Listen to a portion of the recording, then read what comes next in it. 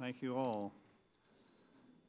Let me just say a word about the passing of a giant in these last days, Senator Byrd. This place, the Senate will miss him greatly. He was an institutional memory. There was no one like him in any sense. Some of my remarks were in the New York Times yesterday, but I have to tell you the wonderful anecdote. My father was in the Senate, and Byrd loved my father. And he said, when I came here, he greeted me warmly. He said, "Your father is a wonderful man, patient, caring, civil, trusting, a delight, and good humor." And I said, "Thank you." And then about a year later, I got in a real dust-up with Robert Byrd. Never called him Bob. We didn't do anything like that. Robert Byrd. And he said, "Alan, I was thinking of your father again. You're not like your father." At all. I said, "Well, thank you, Robert." Anyway, a wonderful man. He became a very special friend. And, well, thank you again for being here. It's a special group. What I appreciate, I know Erskine too, Erskine and I have established a high level of trust. And I think the Commission is establishing trust, and that's something that's very sadly missing in this village, certainly since I was first here in '79, where we actually trusted each other. A word was your bond, and if you broke that, you knew who not to trust again, but you started with trust instead of starting with no trust, and then working toward trust, and that's harder to do. So Erskine and I have established that. I appreciate your staying in the game, staying in the room. It is a strange situation. We're not out to do in somebody, we're out somebody. I have received some lovely communications in these last weeks. I never had an unlisted number, which was a sick idea, especially in these days, but never did have an unlisted number. Had some great calls coming in recently. I thought the one was creative, said, "Hey, Banjo Butt, what are you up to?" I'd never been called Banjo Butt. That was a classic. And then, "You look like a crane in a swamp." Well, I thought that was pretty crude. Some guy said, "Anybody ever tell you look like Al Simpson?" I said, "Yeah, they do." He said, "Makes you kind of mad, don't it?" So I get through that, and that's how it works. But certainly flash words abound. Javier. Flash words abound, and that's how it works in D.C. The word cut is now communicated only with Social Security. Cut Social Security. Balance the budget on the backs of seniors. Nail the rich. Cheat the poor. Hurt doctors. Help lawyers. Let's see, there's such a great list. And for me, I am portrayed as an ornery old grump who is a Republican covering for a president who is using him. That's a cheerful note, too. You want to be sure to scratch that one down.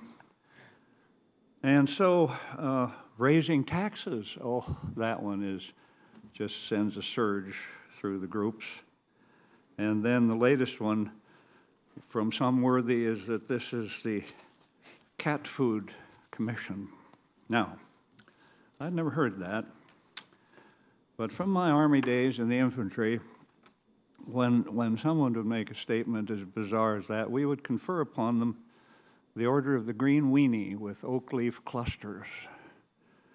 You could drill rock through the head of people like that. And so I wanted to find out, I do want to meet the person that called it the Cat Food Commission. It'd be a joy for me to do that. Enough. So let's move on in the charged world of emotion, fear, guilt, and racism. That's how things work here. Either pass or kill a bill with a deft blend of emotion, fear, guilt, or racism. I played that game, didn't play the game, tried to ward off that game. But that's how Washington works. But I can't tell you how much and I'm sure Erskine appreciate you just being here and listening, and some of it is eye-popping. But today we're going to have quite a session, and we will say to people, really don't just come to tell us why we're crazy and why we're wrong, but tell us what you would do to help us restore structural reform to a country I assume we all love very dearly. So with that, I'll defer to the numbers man. He submits numbers to me. It's like reading an Egyptian newspaper, but go ahead. If it makes you feel any better, Senator, last weekend I got a call. It was an anonymous call. and somebody said, if you would put those ugly-looking glasses you wear on Al Simpson, you two could be twins. so we're a couple of cranes up here. Thank you all for being here this morning. I had a couple of things I wanted to say. Last weekend, the leaders of the G20 gathered in Toronto, which I know all of you paid attention to discuss what I found to be literally the same questions that we're dealing with as a group of 18 here for our own country. And those questions were really, how can we protect what is a very, very fragile economic recovery while at the same time making the commitment to slow, stop, and then reverse the rising level of debt that Al and I certainly believe jeopardizes our grandchildren's future and our country's standard of living. The G20 approved two goals. The first one I felt was very modest for our country, and that was to cut the deficit in half by 2013. When you're sitting at a deficit to GDP ratio of over 10%, to get down to 4.6%, which was the latest forecast I saw, is no great accomplishment. The second goal, though, is in line with what we agreed to do by signing on to this commission, and that was to stabilize the debt as a percent of GDP by 2015, and our charter calls to bring the deficit to GDP ratio down to 2.8% by 2015, and that's going to be a heavy lift. That's $250 billion in deficit savings that we've got to find in the year 2015, and that's going to take work on our part. I was personally glad to see that President Obama made it clear that no one should be surprised next year when he brings forward recommendations that have real budget cuts in them. I expect we will make those recommendations to him, recommendations that he has said will reduce the cost of entitlements and help restore our nation's long-term fiscal strength. I do think there is no conflict in the two worries that people have about our efforts. None of our recommendations take place until fiscal 2012, and if our economic recovery is not well on its way by then, we've got a lot of big problems as a nation we've got to face. And so we should be able to tackle the second part of this, and that is to stop, reduce, and then reverse this ever-increasing amount of debt that's building up that will destroy our nation. Today we have an interesting agenda. I'll start from the end. I know all of you are going to be here with us for what Al has called the granite butt session. But from 1 to heavens knows when, I have a 9 o'clock flight that I'd really like to make. Cancel it. But from 1 to whenever we finish, Senator Simpson and I will host a public listening session. We've had over 90 people sign up, the young, old, everyday folks, people from think tanks, advocates from across the spectrum are going to come speak to us. I think the good thing is these are people who really care and care deeply about our mission and about our country, and I'm excited about hearing their ideas. And that's what we're looking for, ideas of how we can accomplish the goals the President has laid out for us.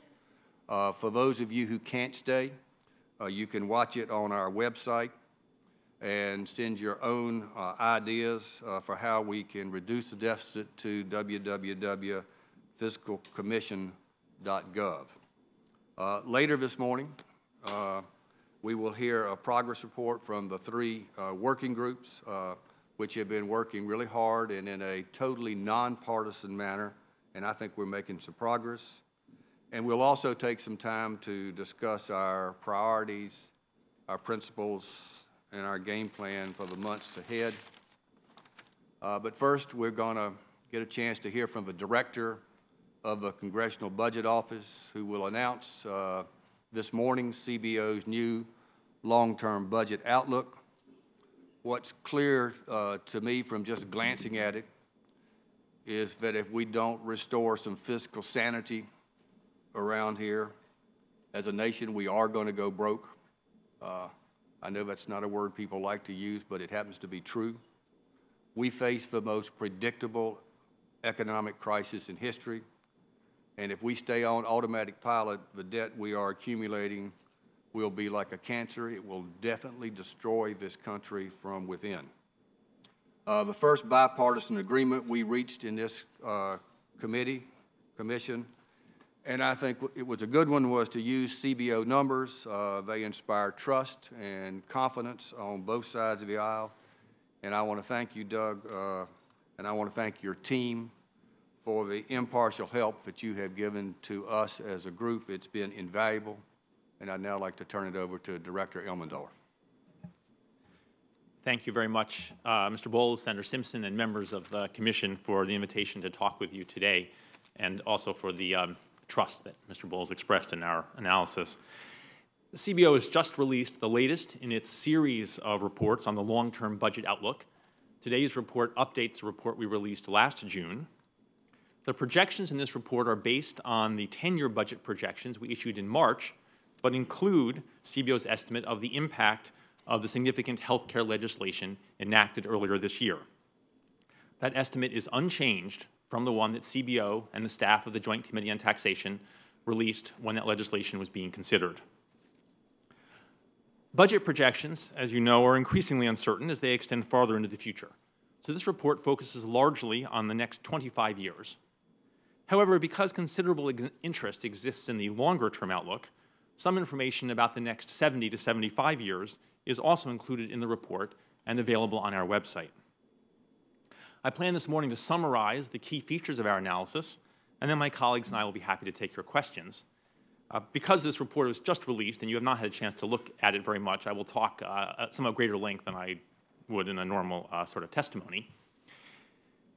As you know, the federal government has recently been recording the largest budget deficits as a share of the economy since the end of World War II. As a result of those deficits, the amount of federal debt held by the public has surged. At the end of 2008, that debt equaled 40% of the nation's annual economic output, as measured by GDP, a little above the 40-year average of 36%. Since then, debt held by the public has shot upward.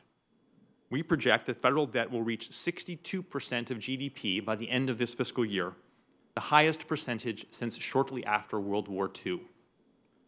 The sharp rise in debt stems partly from lower tax revenues and higher federal spending related to the severe recession and turmoil in financial markets.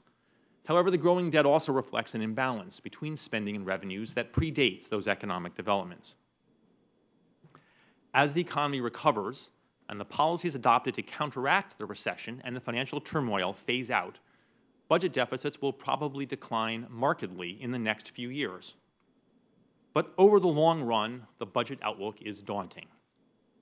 The retirement of the baby boom generation portends a significant and sustained increase in the share of the population receiving benefits from Social Security, Medicare, and Medicaid.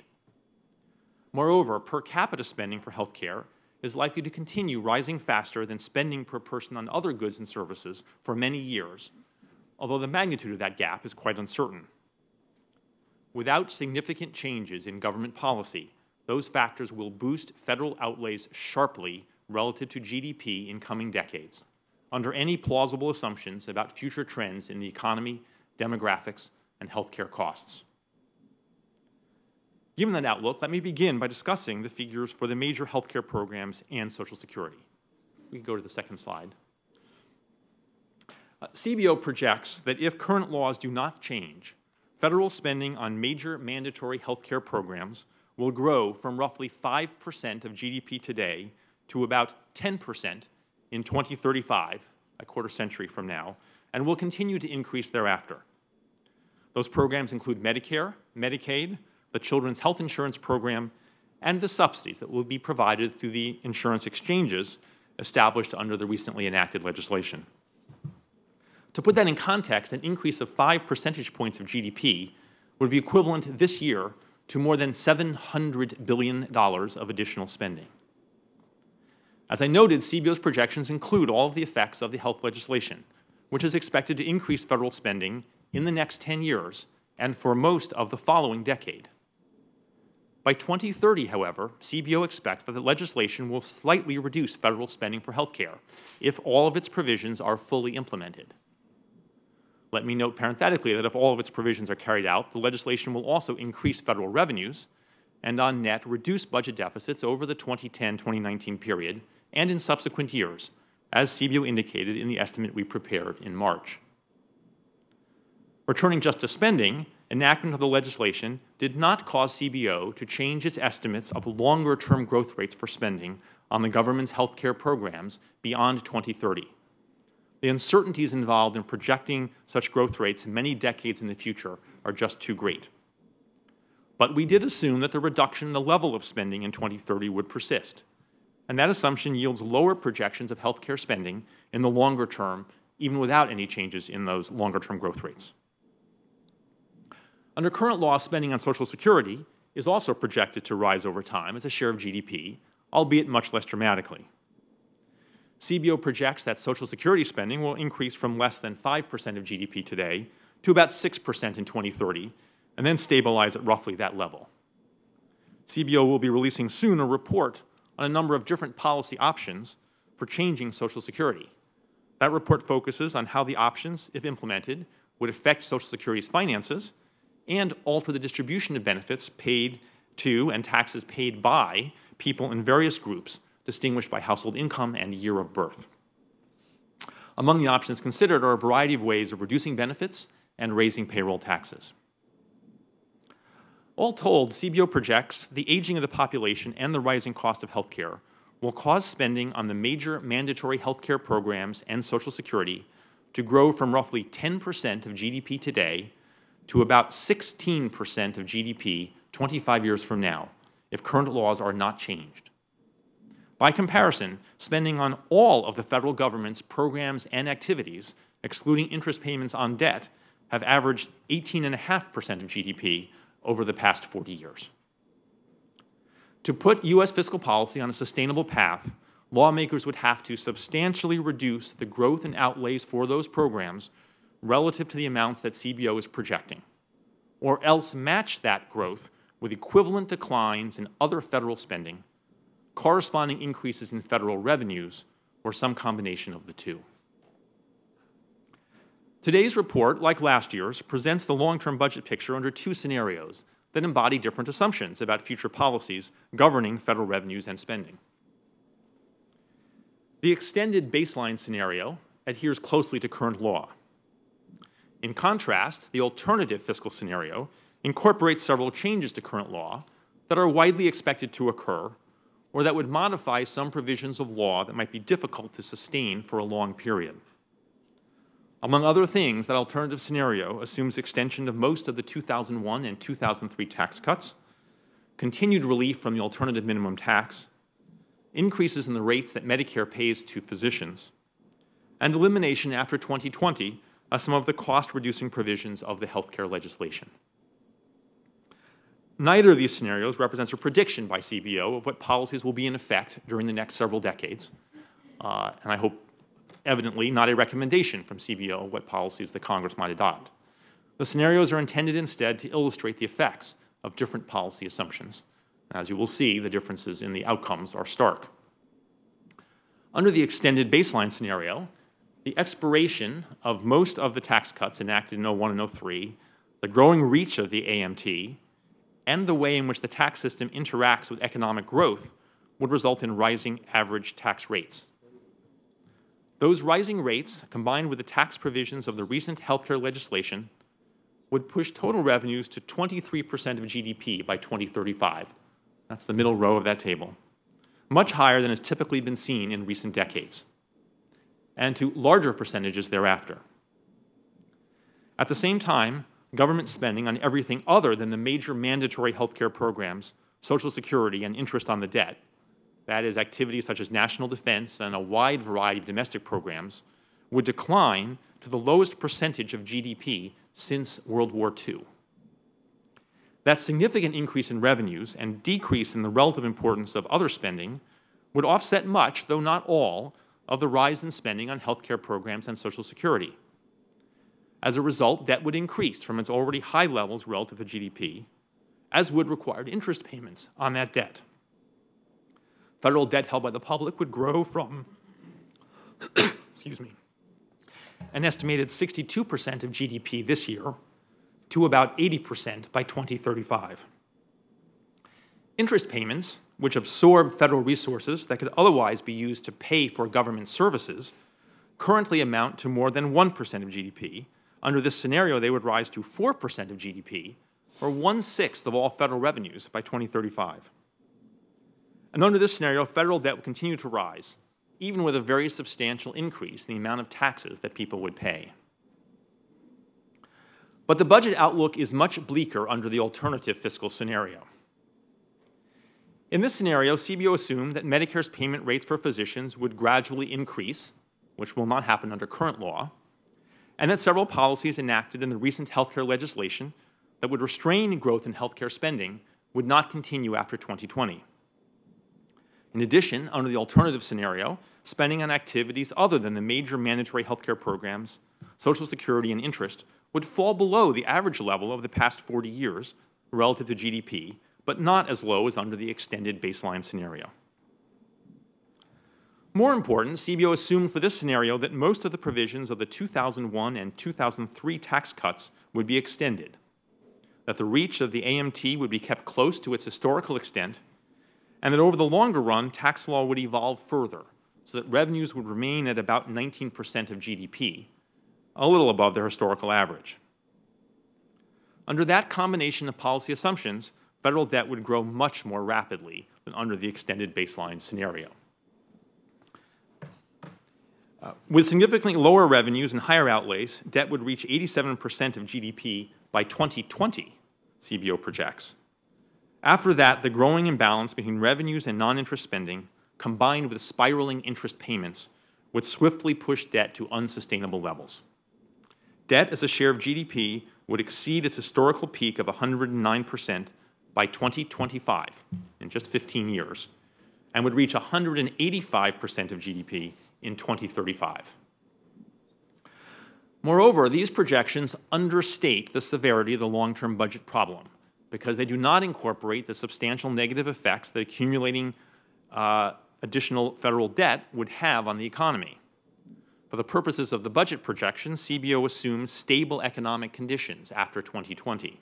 In particular, a constant inflation-adjusted interest rate on federal debt and steady growth rates for inflation-adjusted wages and output. That approach was chosen for practical reasons, but it omits the important pressures that a rise in debt as a share of GDP would have on real interest rates and economic growth. It also omits the impact that higher tax rates and the increasing value of government benefits would have on incentives to work and save. These are important omissions that we are working to address in other work that we are doing. Today's report does analyze separately the economic effects of rising federal debt. We expect to release longer versions of that analysis next month. In brief, several sorts of effects seem most important. To start, large budget deficits would reduce national saving, leading to higher interest rates, more borrowing from abroad, and less domestic investment, which in turn would lower income growth in the United States. The effects of such crowding out are much larger under the alternative fiscal scenario than under the extended baseline scenario. Those effects would be quite significant within the next decade. Let me explain that the top line, the dark line, labeled stable economic conditions, are the economic assumptions that underlie the budget projections, the steady growth rates. The slightly lower dashed line is slightly less GDP due to less investment under the extended baseline scenario because of the higher debt. But the alternative fiscal scenario with much higher debt leads to significantly less saving and investment. That line stops where it is across the page because It's based on a rule of thumb of how people respond to changes in debt. Once the levels of debt move beyond the historical experience, we are reluctant to apply that rule of thumb. It can be done mechanically, but we are not confident that its results are meaningful. And that is the point at which we stop drawing that line. But you can picture it falling further beyond that point. In addition, growing debt would reduce lawmakers' ability to respond to economic challenges and other international challenges and other challenges that arise. Moreover, higher debt would increase the probability of a fiscal crisis in which investors would lose confidence in the government's ability to manage its budget, and the government would be forced to pay much more to borrow funds. Let me make 3 final points. First, there is no intrinsic contradiction between providing additional fiscal stimulus today, while the unemployment rate is high and many factories and offices are underused, and imposing fiscal restraint several years from now, when output and employment will probably be close to their potential. For example, one could increase spending or reduce taxes in 2010 and 2011 and offset the budgetary cost through spending cuts and revenue increases in 2014 and 2015, essentially paying back later the extra debt that would be incurred now. Whether that combination of policies would be desirable is Congress's decision, of course, and as always, CBO does not make policy recommendations. But it is important to understand the difference between the effects of government borrowing for limited periods when the economy is weak and the effects of government borrowing over indefinite periods when economic activity and employment have recovered. Running larger deficits when the economy is weak generally increases output and employment relative to what would occur with smaller deficits or a balanced budget, although the magnitude of those stimulative effects depend critically on the nature of the tax and spending policies that are used. In contrast, running larger deficits over sustained periods when economic activity and employment have recovered from downturns has significant negative economic consequences, as I've already discussed.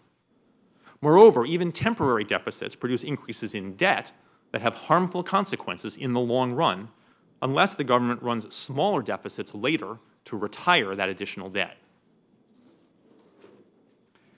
Second, the long-run fiscal imbalance under the alternative fiscal scenario is large, and eliminating that imbalance would require significant changes in tax or spending policy, or both.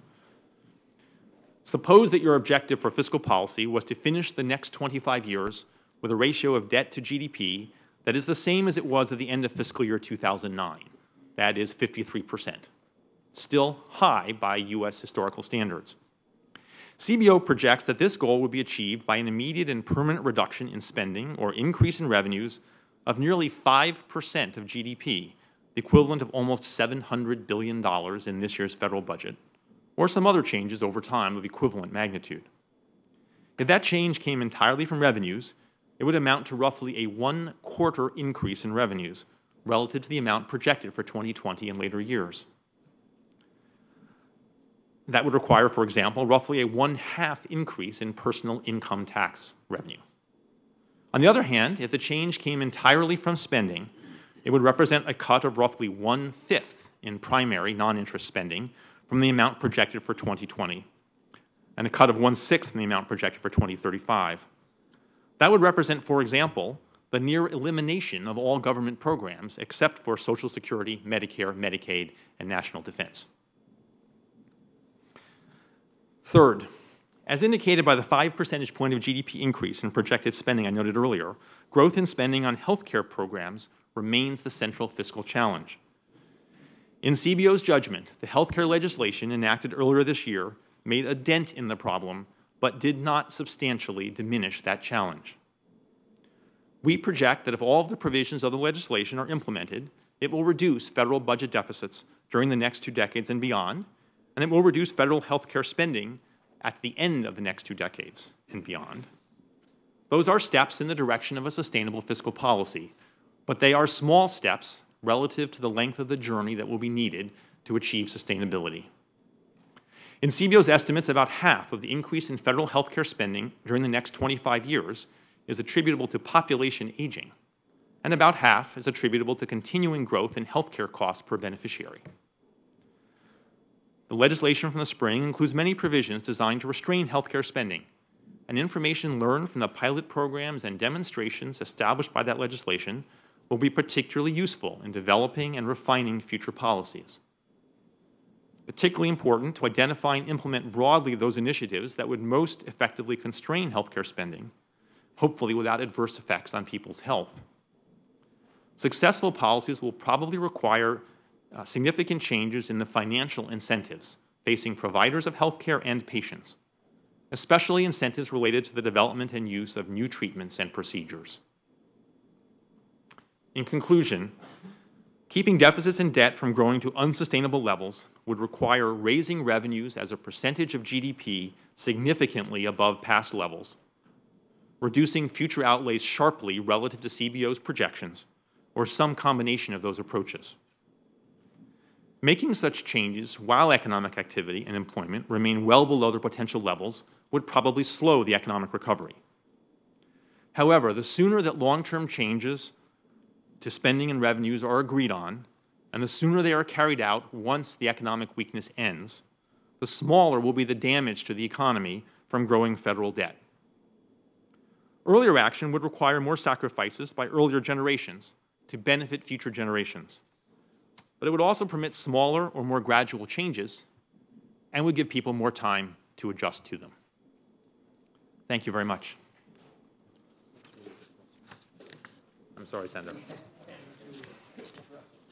Thank you, Doug. And let's open it up. Yes, Jan. Mm-hmm.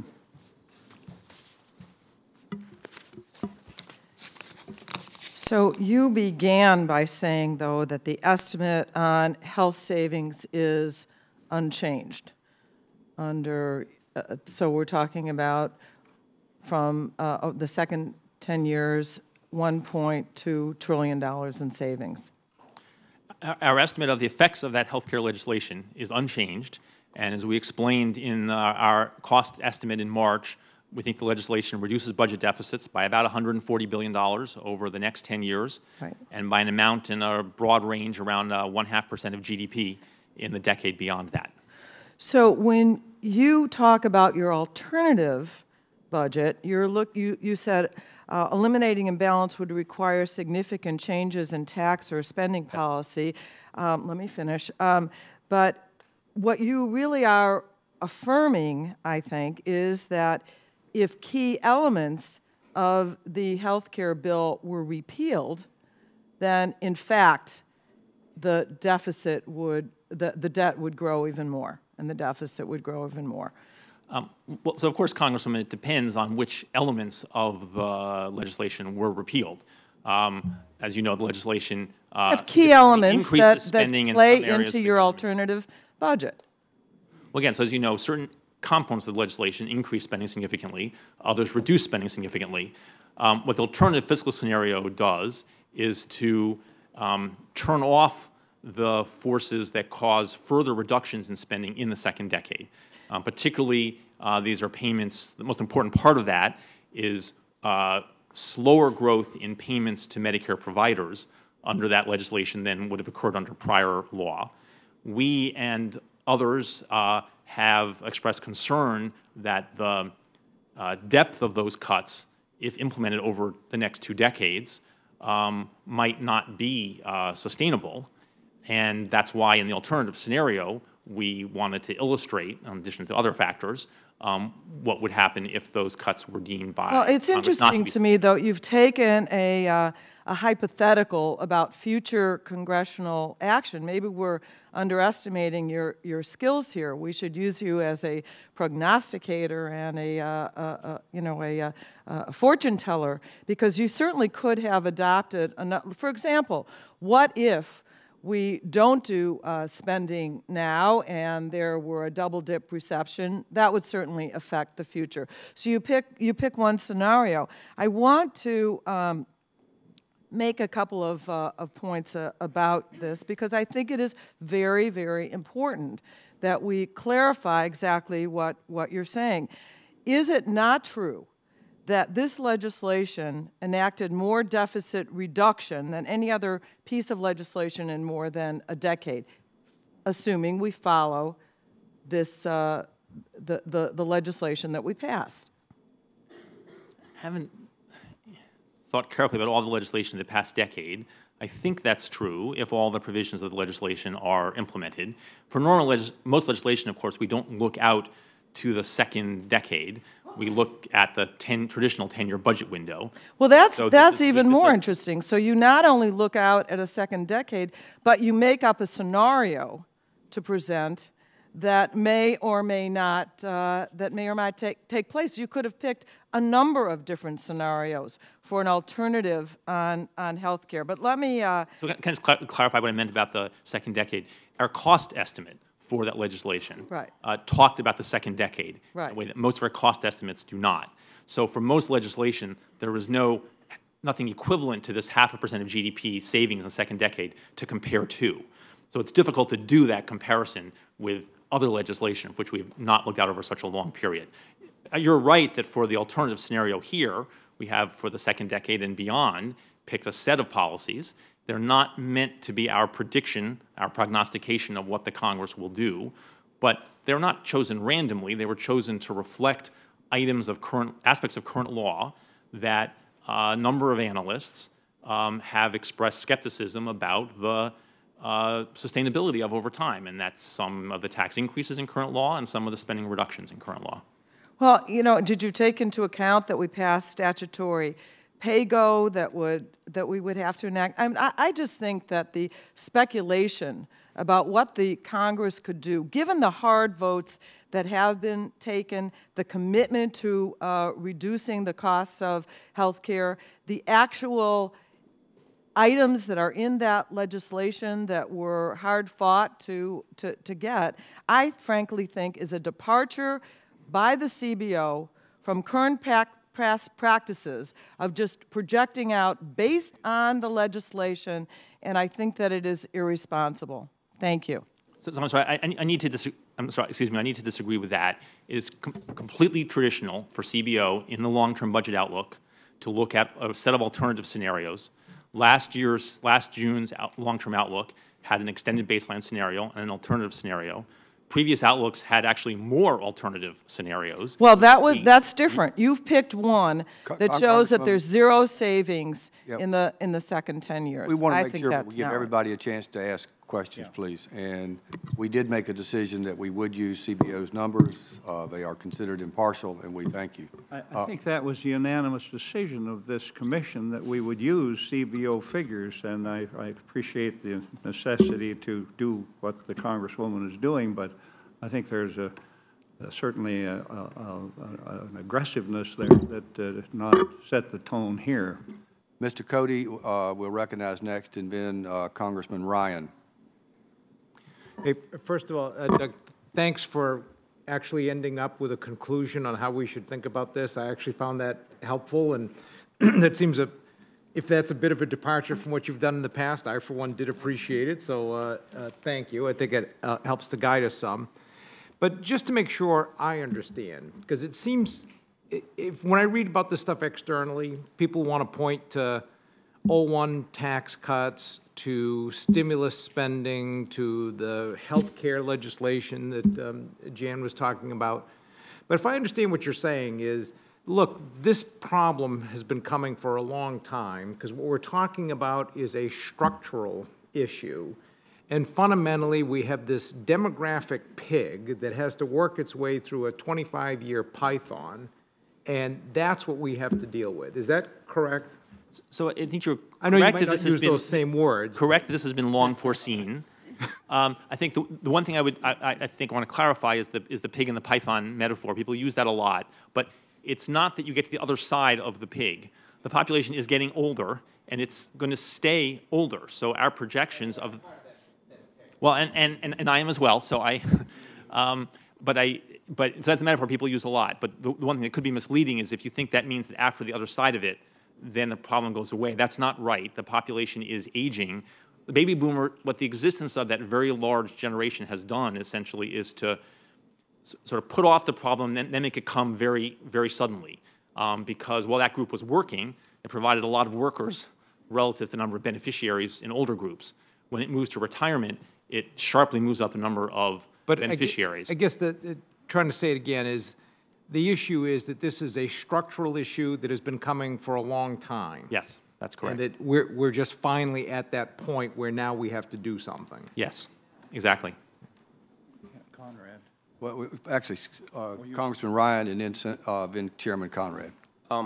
Doug, thank you very much. And as far as the alternative fiscal scenario, it's just helpful, I think, to illustrate, based upon Congress's pattern, extending AMT patch, doing the doc fix, to see where we stand when we do these things. So you've been doing alternative fiscal scenario for many, many years. Yes. This predates your tenure at CBO, and Yes, many something- directors have presented in alternative scenarios. right. So I think it's helpful. On an aside, Chairman, I think we ought to have a discussion about what baseline we use for our fiscal targets. I would argue that we ought to use CBO's baseline instead of the OMB baseline. I think most people would agree with that. And we ought to use the alternative fiscal scenario because that's the most realistic one. We just did the doc fix, and I assume we'll do an AMT patch. So I would just argue for our own practical purposes on establishing our fiscal targets, we had to look at what baseline we use, and that's a discussion in a little while we had to have. I thought actually we had already agreed to use the CBO numbers. Oh, we are? Okay, I thought we were using the baseline. We're talking about the baseline for our targets. We're using CBO numbers, but what baseline we use matters greatly. And the baseline was my comment last week. Okay, we'll get to that. Okay, on figure 1.5 on page 20, I just got this, half hour ago. Walk me through real quickly, and then I have just one other question. The alternative fiscal scenario with crowding out effects, what exactly is happening there? Does the model just crash because it can't conceive of a way for the economy to continue? Is that what it essentially happens? Yeah, actually we can go back in the slides. I think it's slide 7, and then everybody can... What page are you On page 20. Page 20, and it's the same picture here on slide 7 for those who want to look at the screen. So again, the only aspect of the effects of debt captured in this picture are the crowding out effects. The model doesn't crash in that sense. It becomes, in our judgment, unreliable.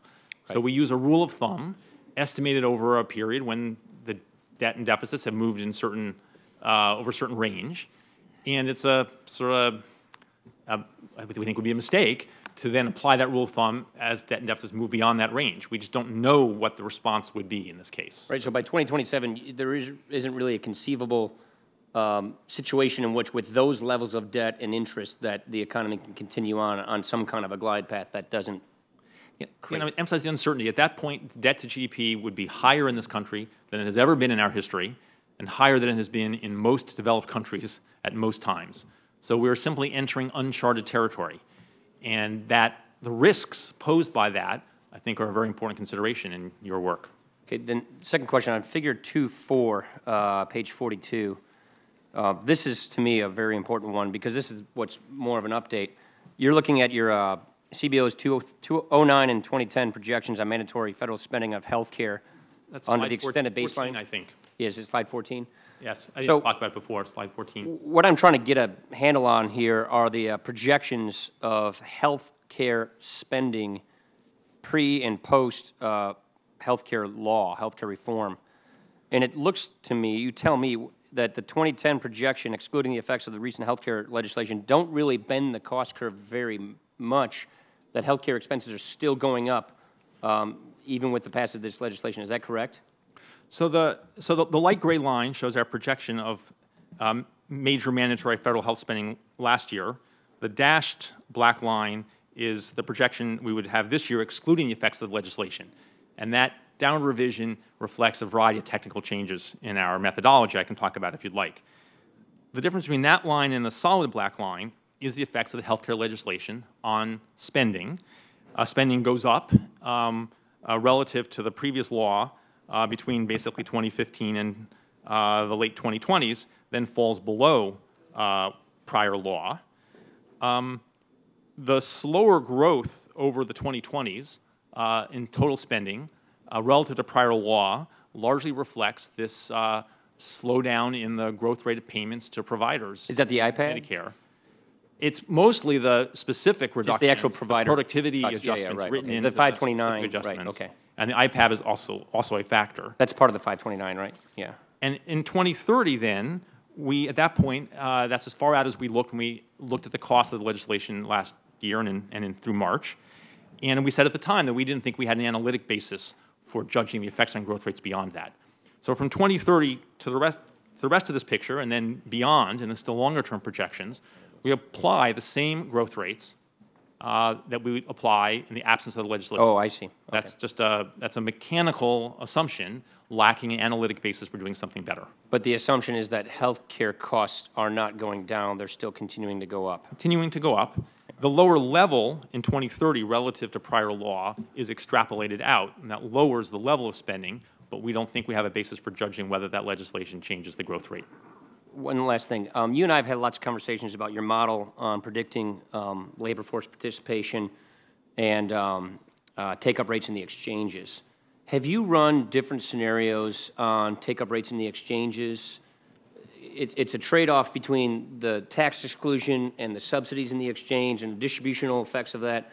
Have you run, A, how many people do you expect to be in the exchange at the end of the decade? B, have you taken different runs as to different decisions by employers? It was your model's prediction that most employers will continue to compete for labor based on benefits and therefore continue to offer employer-sponsored health insurance than what some outside actuarial models would have predicted. Have you run different models of that, and what are the results of that?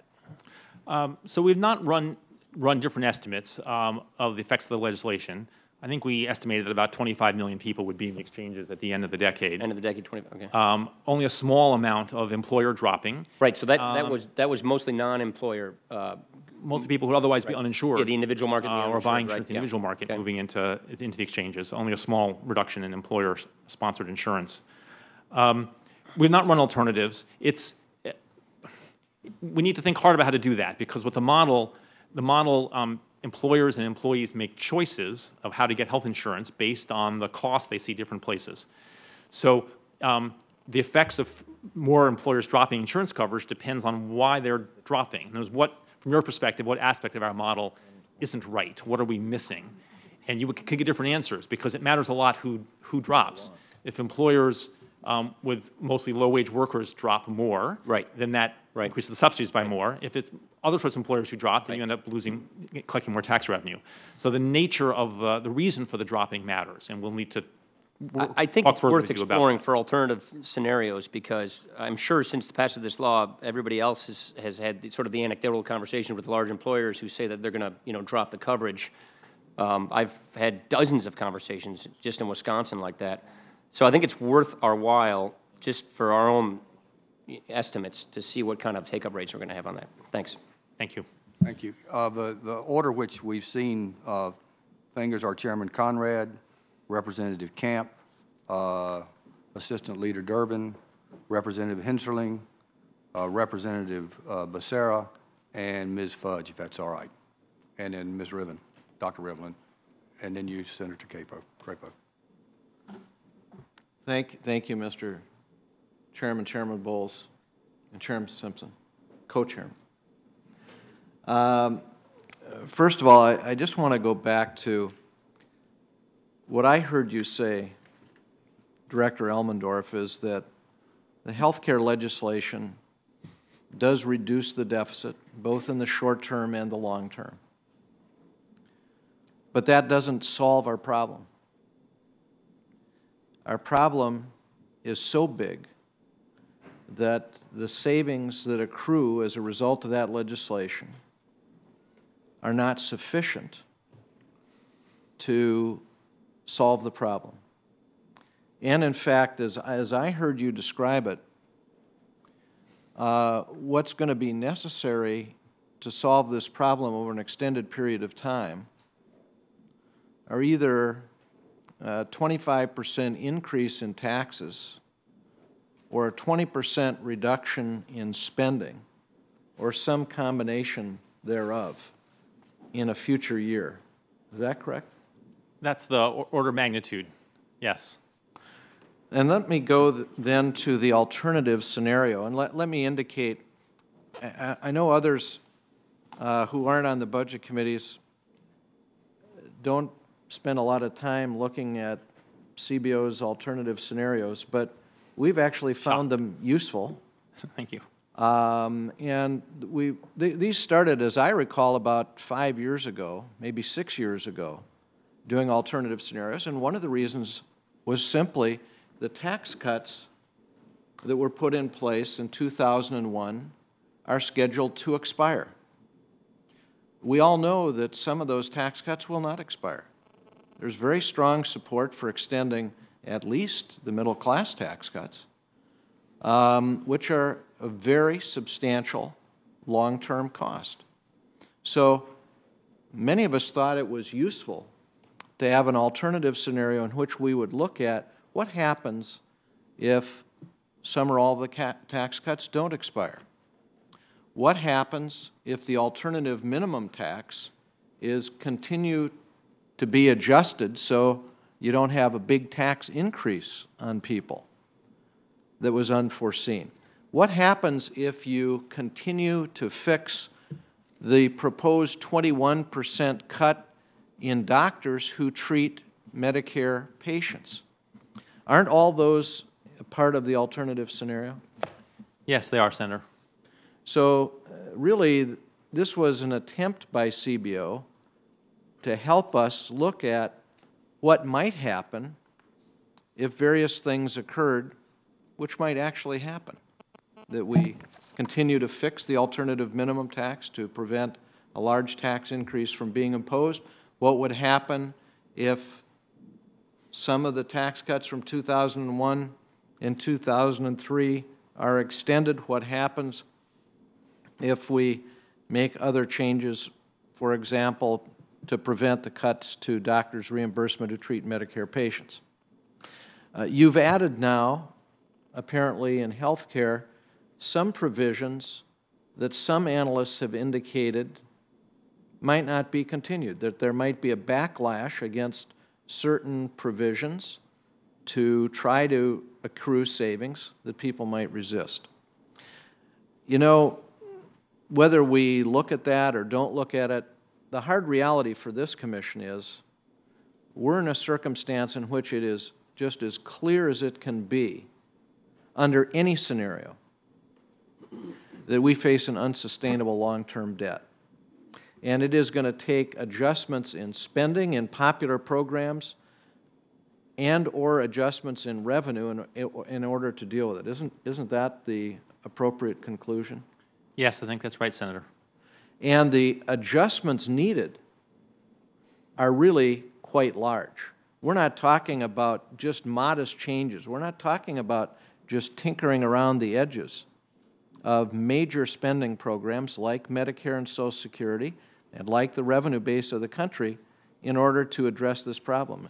And what you're talking about, as I understood it, was to get a debt, publicly held debt, that would be stable at 53% of the gross domestic product of the country. That's right. That was the particular example that I offered in my comments. Let me ask you this. If instead we adopted a target, which some are proposing to this commission, we're going to hear later today, that we would hold the debt at 60% of the gross domestic product of the country, lower debt than we have now, modestly, would that substantially change your assessment of what would be needed in terms of either spending cuts or revenue increases in order to achieve that goal? It would slightly reduce the changes that would be needed, but not substantially. We can work out those numbers, of course, for you. And in fact, the one final point, the publicly held debt that you're referencing, when we talk about 53% of GDP, you can roughly add 30% to get to what would be the gross debt. So 53% would translate into 83% to harmonize with what Carmen Reinhart was telling us when her study shows when societies, when countries get to a gross debt of 90% of GDP, they start to meaningfully impair their long-term economic growth. So I think that's right. But let me say a few words. Carmen Reinhart is now a member of our panel of economic advisors at CBO. And so I've talked with her on a number of occasions, including at our recent panel meeting, about this issue. In the book that she wrote with Ken Rogoff, that has received a lot of attention, they looked at gross debt of different countries, principally because those are the data that were available in a comparable way across many countries, across many years of time. Gross debt also captures, as you know, Senator, some of the implicit obligations in Social Security and Medicare, but not all of them. In CBO's own analysis, we tend to focus on debt held by the public, representing the official legal obligations accrued to date, and then look at projections of unified spending, including future spending on Social Security and Medicare and so on. So we don't generally talk about gross debt. In the study that they performed, they looked at different categories of gross debt. They looked at countries, I think, with gross debt from 0 to 30% of GDP, or 30 to 60, 60 to 90, and so on. They don't have sufficient data, as Carmen said to me a few weeks ago, to try to look at whether there is a particular tipping point. So one should view that 90% threshold as sort of on one side, the effects are much smaller. On the other side, they're much larger. It doesn't mean that something special happens at 90%. And as we've seen in European countries recently, responses to debt depend not just on hitting some particular number, but also on investors' perceptions about the country's ongoing policy and the willingness of the country to make policy changes and so on. And the trajectory that a country is on. Let me just conclude by saying the reason I went through this is I wanted to translate for people who might be listening, who heard the discussion of 90% gross debt to what you're talking about, publicly held debt. And the translation is to add about 30%. So currently, yes, that's about you're right. talking at 53 or 60% debt to GDP, the equivalent number on gross debt would be about 90%. Today, that's right, yes. Thank you. Those were many of the points I wanted to raise as well. You said we surged to 62% of GDP by the end of the fiscal year. So we're really, and we've been talking in terms of gross debt in this commission. So we're at 90. The Treasury report that came out a couple of weeks ago said in 2015 we'll be at 100% of gross debt GDP. I'm sure you've seen those numbers. And I want to thank you for this report. Obviously, we all saw it as we walked in, so we haven't had a chance to fully analyze as much as we'd like, but I very much appreciate it. It's not meant to be a trick, of course. We just barely finished this. And no, I'm not trying. I just appreciate the chance to have it, and that's why as I'm looking at this figure 2.4, certainly healthcare spending does go up above what it would have without the healthcare law, at least it looks like until 2023 under your chart. There's a couple of points I wanted to make, and one was the Medicare actuaries that warned us that the Medicare reductions were unsustainable and were likely to be carried out over time because of the jeopardizing of seniors' access to health care. In your alternative scenario, however, though, that is not one of the assumptions you make. You're assuming that the health care reductions move forward, as I understand your testimony. You do not accept those in your alternative budget scenario. So let me try to be clear briefly. You're assuming Congress doesn't change the Medicare reductions in your alternative budget scenario, from my understanding. Well, no, so we do after 2020. So in the extended baseline scenario, the one most modeled after current law, right, we assume that the legislation unfolds as written down through 2030, using the estimate we used earlier in the year. And then at that, beyond 2030, we extrapolate using the same growth rates for spending that we would have used in the absence of the legislation. The alternative scenario, we essentially follow our cost estimate out to 2020, except that we put in the Medicare payment, higher payments to physicians, but otherwise out to 2020, and then beyond that point, we extrapolate using the underlying growth rates we would have used in the absence of the legislation. So the legislation, the effects that it has over the first decade, and the level at the end of the decade of spending is extrapolated out. All right. At that point. Then, in your alternative scenario, there obviously was a significant increase in Medicaid under the healthcare law, almost a $500 billion increase in that program. Do you assume that increase is sustained in the alternative scenario as well? Do you back that out? Yeah, so we treat the changes in Medicare and Medicaid symmetrically. The legislation had a significant increase in the category we call Medicaid chip and exchange subsidies, of course, and significant reductions in Medicare spending. And in this overall mandatory federal spending on health care, we're capturing both sides of that. All right, and then lastly, I just want to understand finally your long-term forecasts. What do you project government spending and revenue to be as a percent of GDP? And how does that compare to the historical average? Well, so under either scenario, federal spending is significantly higher over the longer run than has been in history. Under the extended baseline scenario, revenues are significantly higher than they've been in our history. Under the alternative fiscal scenario, revenues are not higher than they've been under our history. That was the design objective.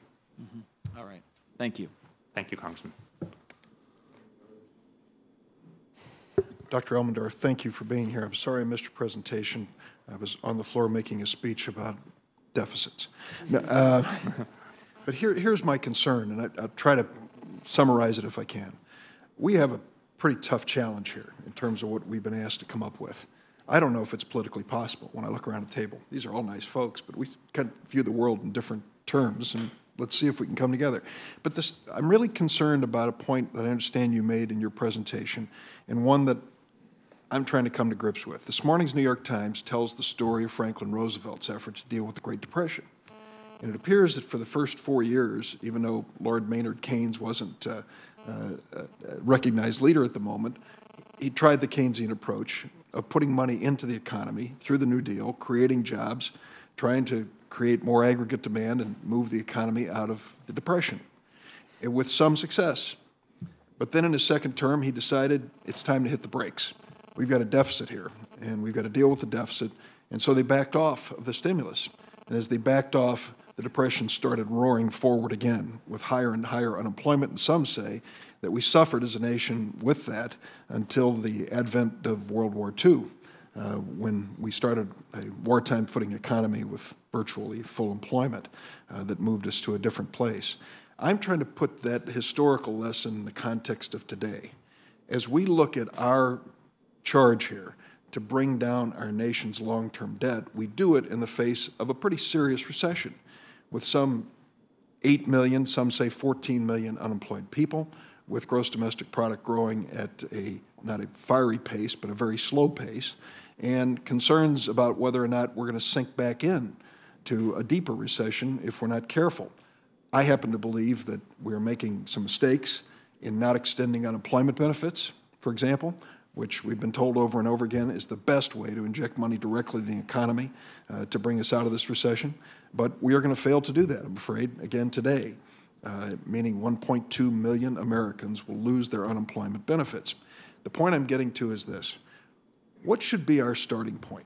If we say that we are now going to move toward the austerity of spending cuts and tax increases, what should we accept as a starting point to judge that we are out of the recession, our economy is stable, and it can now afford to stop spending money, stop cutting taxes, and start dealing directly with what is needed to deal with the long-term deficit?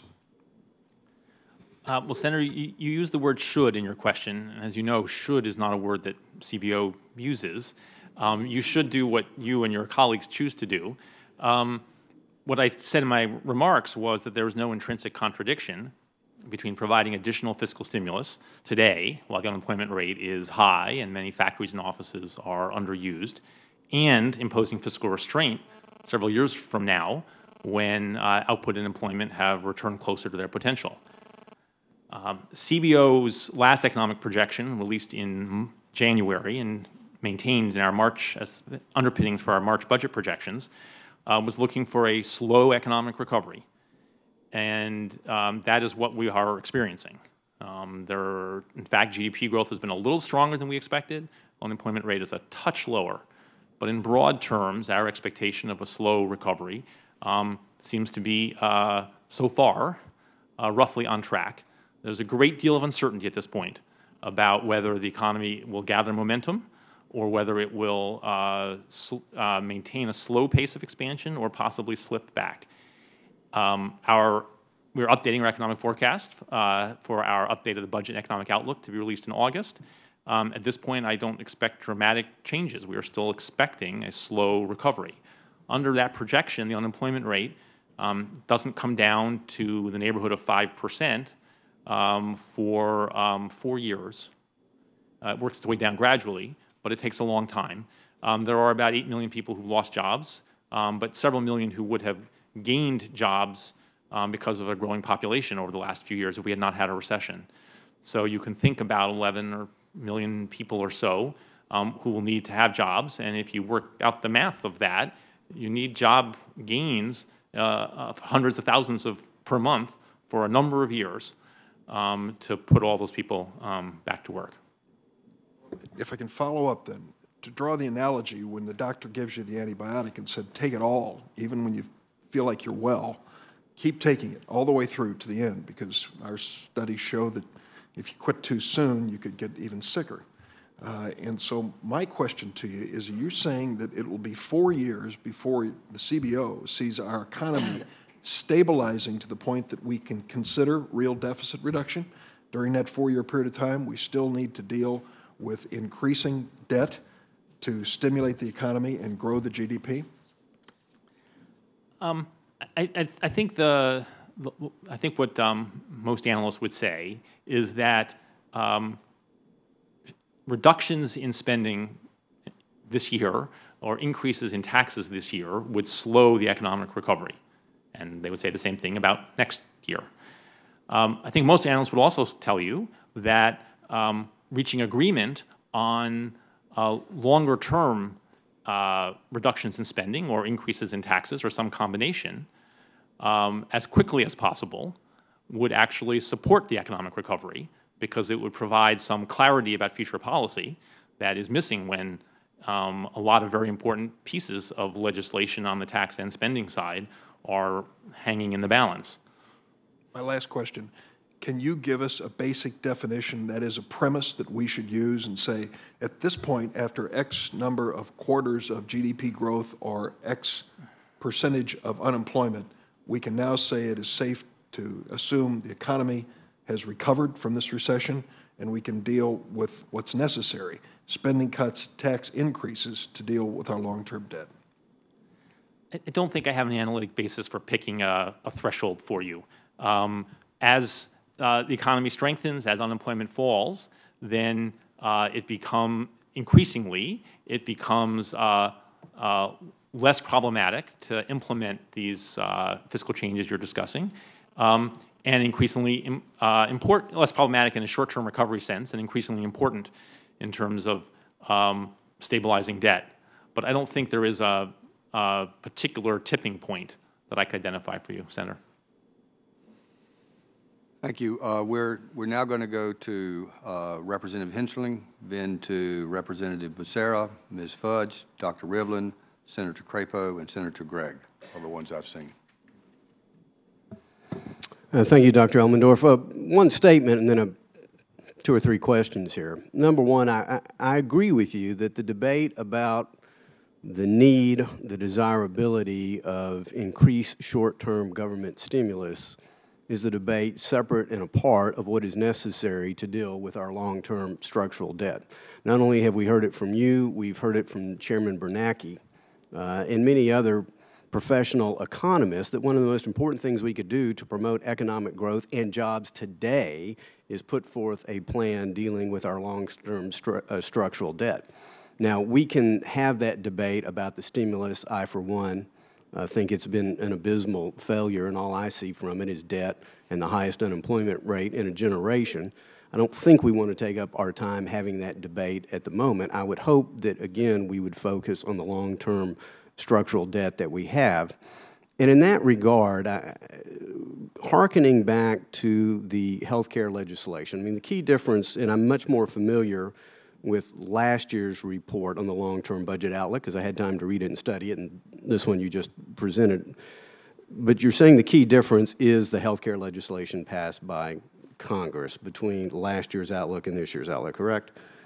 Well, there are a number of technical changes we made. We thought very hard about the various assumptions and so on. And I say particularly in the alternative fiscal scenario on the tax side, beyond this next decade in which we followed basically almost the same course of assuming the extension of various things that Congress was discussing. Beyond that point, last year, we worked out specific sorts of tax changes on the alternative scenario. This year, we took the simpler we thought the cleaner approach of saying we don't know just what would happen, but the benchmark that you all might find useful would be a constant share of GDP. So there are a variety of changes for those reasons too. I was trying to take notes on what you said, and let me make sure I captured the essence. I believe you said if all provisions of the health care bill enacted were actually, if all provisions were actually enacted, we would have slightly lower health care cost. And I don't remember if you said in the short term or the long term. Is that a fair? So if all provisions that the law has been enacted, so if all provisions that are implemented, then we end up with slightly lower federal health spending by the late 2020s. And but you're making assumptions then about funding cliffs, the doc fix, Medicare cuts that, again, may or may not ultimately occur, some of which may be reflected in your alternative scenario, correct? Yes, that's right. Is it a fair assessment to say, though, and we know that I believe that the chief actuary for CMS may have a different conclusion as to the ultimate cost of the health care legislation, but regardless, is it fair to say that dealing with the long-term structural debt of our nation, regardless of benefits, that purported benefits, this is not a game changer? Because you said, I believe, that CBO will not change its long-term health care cost outlook based on this legislation. Did you say that? So we did not change our growth projections beyond 2030 because of the legislation. As I said, we don't think we have an analytic basis for judging the effects of the legislation at that horizon. So that should not be taken as a judgment that there would be no effect on the growth rate, but our inability to determine what that effect might be. As I said also, the legislation takes steps toward fiscal sustainability, but small steps relative to the length of the journey that would be needed to ultimately achieve sustainability. Okay, I'll use the phrase, not a game changer. Let me ask you a couple of questions about revenues, and then I'll yield my time back. I believe, at least in last year's long-term budget outlook, I have some of your language in front of me. It says, alternatively, if spending grew as projected and taxes were raised in tandem, tax rates would have to reach levels never seen in the United States. High tax rates would slow the growth of the economy, making the spending burden harder to bear. This is language out of last year's report. I don't know if it's in this year's report or not. Do you still stand by that statement? There's very similar language in this year's report. The tax under the extended baseline scenario, which is the version that keeps debt below 100% of GDP for a number of years, not a huge accomplishment in some sense, but under that scenario, taxes relative to GDP reach levels we have not seen before. And there's some discussion in the revenue chapter of this outlook about the sorts of tax rates that would be experienced on labor and capital. I'd like to hone in on the magnitude of the tax increases necessary if we try to solve the structural long-term debt on the tax side solely. We've had testimony from two of your predecessors, Mr. Pinner and Mr. Reischauer. Mr. Pinner testified before us that by 2040, tax increases required by the high spending option would raise the overall federal tax burden by 50% and would continue to rise after that. The U.S. total tax burden, now considerably below the OECD average, would be higher than today's OECD average by mid-century, and within a few years after that would be we would be the highest tax nation on the earth. Mr. Reischauer testified, in other words, raising taxes on the rich or corporations, closing tax loopholes, eliminating wasteful or low-priority programs, and prohibiting earmarks simply won't be enough. And then in correspondence, I believe that to Congressman Ryan in 2008, when asked to assume, again, dealing with the long-term structural debt on the tax side, with no economic feedbacks taken into account, tax rates would have to more than double. Lowest tax bracket goes from 10 to 25, 25 goes to 63, 35 goes to 88. The question is, do you agree with the analysis of your two predecessors, as I quoted, and is the correspondence that you sent to Congressman Ryan that I now see is well over 18 months old.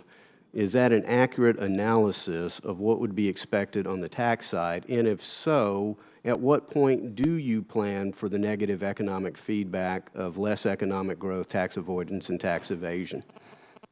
So, of course, I haven't done our own calculations of each of those facts of my predecessors, but I have tremendous respect for them and assume that they did those calculations correctly.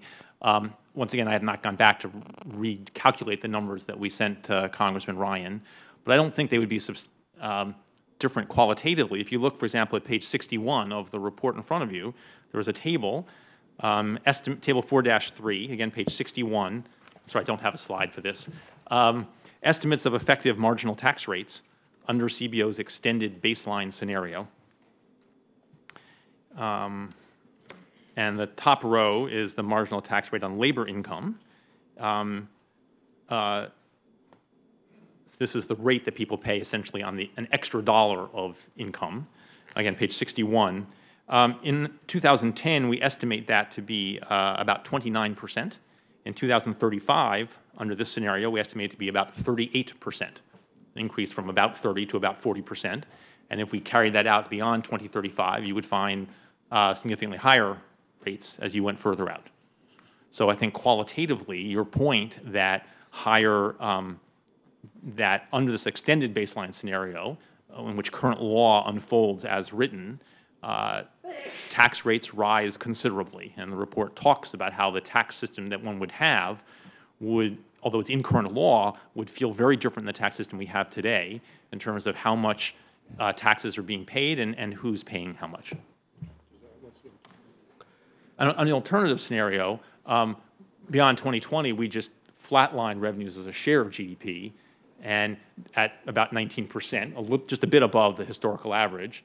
And that's just designed to indicate what happens if taxes are kept in their historical relationship to GDP without our trying to be specific about exactly what taxes would be changed.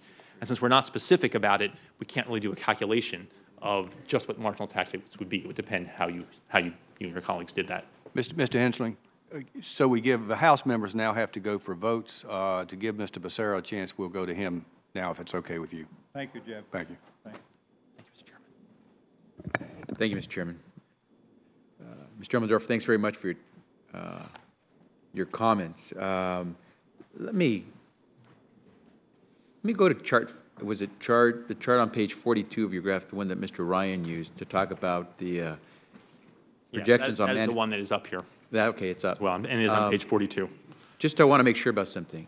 This talks about mandatory federal spending on health care.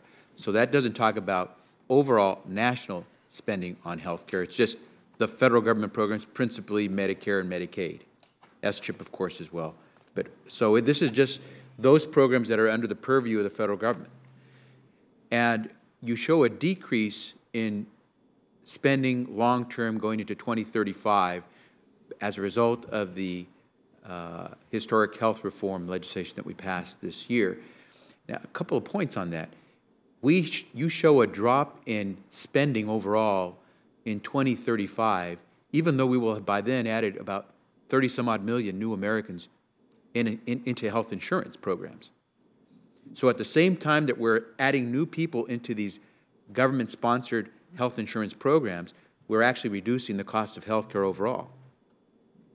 So yeah, if all the provisions of the law are implemented as enacted, then you are both increasing the number of Americans with health insurance and reducing by the late 2020s federal spending on health insurance under our projections. So what sometimes gets lost in a chart and with lines and gaps in the different lines that don't look that significant is that in between the 2009 projection, the blue line, and the lowest of the lines, the projection with the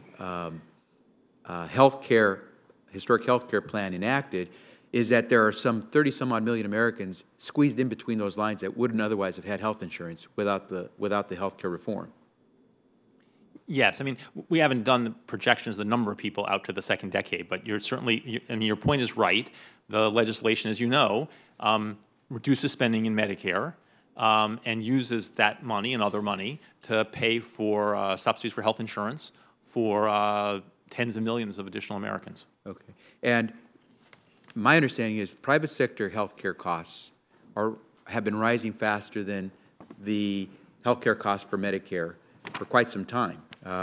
My number, I have something that shows that over the last 10 years of a period covered 97 to 2008, over 10 years, private health insurance spending grew by 6.9%, Medicare spending grew by 4.5%. So once again, this chart only shows the spending at the federal level with federal programs for health care.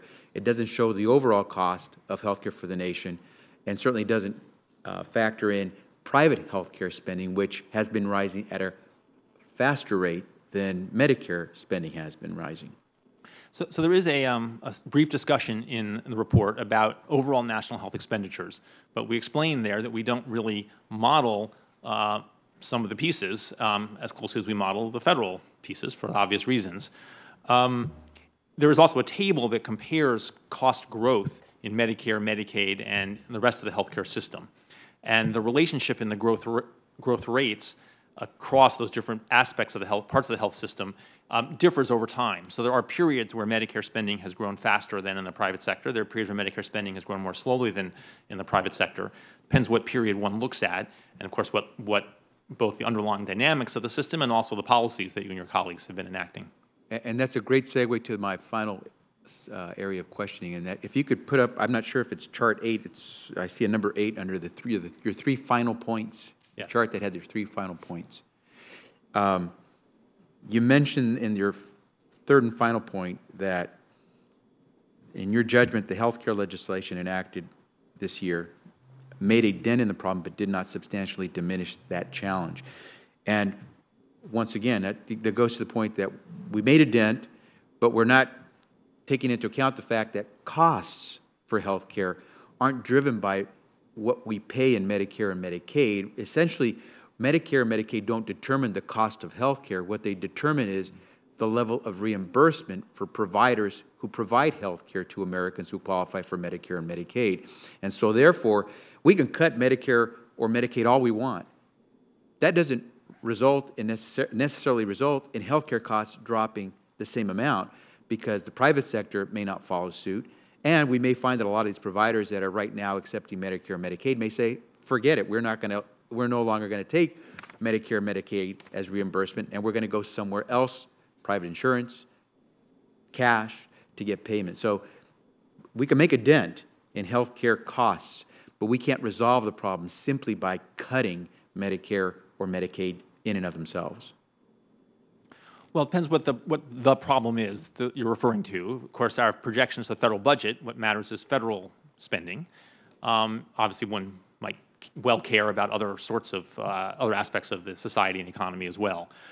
You're right that changes in Medicare payment rates don't translate necessarily into equivalent economy-wide changes in health costs. At the same time, of course, about half of health care in this country is paid for now through the public sector, and about half through the private sector. And there's a chart in our outlook that demonstrates that. So the way in which the public programs work is a very important factor behind the way that the healthcare system operates. Yeah, and we'll need to figure out a way to get the private sector involved in this effort to corral healthcare costs if we're ever going to have a real success for Medicare and Medicaid, but just generally for Americans in terms of how much they'll pay for health care. One last point, and this is more for those of us, Mr. Chairman, on the Commission. I think the first point in your final 3 points, Mr. Elmendorf, I think goes to this whole issue that I've tried to point out, that we have deficits, but to me the biggest deficit we have is the jobs deficit. And I think to the point that Mr. Elmendorf raises here, that while the unemployment rate is high and many factories and offices are underused, there's nothing that says it's wrong to try to stimulate the economy to get it going again, so that later on, when output and employment are closer to their potential, then you have to really tighten the belts and get fiscally, I won't say fiscally responsible. Hopefully we've been fiscally responsible generally, but that's when you can go ahead and start to make those really tough decisions on how you tighten the budget itself. But I would hope that what we do is recognize that more people are working. The more of those millions of Americans that Mr. Elmendorf pointed out are working, that means they're paying taxes instead of collecting government services and benefits through unemployment and elsewhere as a result of not being able to work. And my last and final point is to your second of your 3 points, the long-run fiscal imbalance. Some of the members here would like us to use the CBO's alternative fiscal scenario as our baseline. While I agree that we use Mr. Elmendorf and his shop to determine the numbers, I would be very careful about going anywhere near the alternative scenario, because for our purposes, if we are truly serious about having everything on the table, we will have done, I think, made a breathtaking decision to take many things off the table by saying we are using the alternative fiscal scenario as our baseline, because we are thereby assuming in absolute terms, without any discussion, that we will extend tax cuts that went principally to Americans who are the most wealthy in this country. And we are assuming that we will continue tax cuts that help drive us into these massive deficits that we have today. So to make those assumptions by incorporating this alternative fiscal scenario as our baseline, I believe is a breach of our commitment to keep everything on the table until we make a decision on where we go. So I'm sorry, Congressman. Of course, what the Commission does is up to you, not my business. But I want to clarify something I didn't talk about before so carefully, or carefully enough, apparently. In the extension of the tax cuts underlying our alternative fiscal scenario, we use the pieces identified in the statutory pay-go law. That actually is the tax extending the 2001-2003 rate cuts for the lower and middle income people, not extending them for the higher income people. If they were also extended, that would make the alternative fiscal scenario somewhat worse. Not dramatically different. Most of the money in the 01 and 03 tax cut extension is for the people with income below $200,000 or $250,000. And Doug, I agree with what you've just said to a point, because there were some provisions in the statutory pay-go that went beyond helping those who are lower and middle income that we need to explore. But for the most part, I think you're right. But even if it were just for the modest and middle income that we would be taking the conversation off the table, I think that would still violate our obligations in this commission to keep everything on the table, because everyone should be part of the gain, and that means everyone should partake in the pain as well. Thank you, Mr. Chairman. Thank you. We now have Ms. Fudge, then Dr. Rivlin, Senator Crapo, and Senator Gregg, and Mr. Stern. Doug, first of all, let me thank you for the analysis, and as someone who more often than not gets reports late in the game, it's okay as long as the information is good. And flipping through this, on page 16 and 17, there are some charts which show the effect of delaying action. And you didn't really talk about this, and the reason I want to raise this at this juncture is that one of the things as we move along in this process, we have to keep our eye on action. And as Senator Durbin talked about the need to have 14 of our fellow commissioners agree on a point of action, I think it's important for you to talk about this a little further. And then secondly, I just want to reinforce whether or not we take the action next year, it's critically important to have a plan.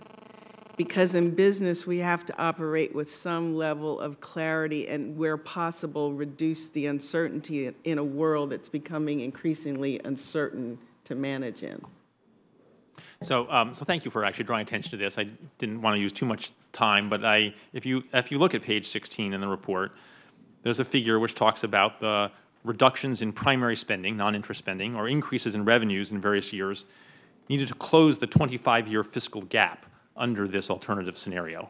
And closing the fiscal gap means what I had explained before, was just having a debt to GDP ratio at the end of the 25 years. So in 2035, that's the same as it was at the end of last year, about 50% of GDP.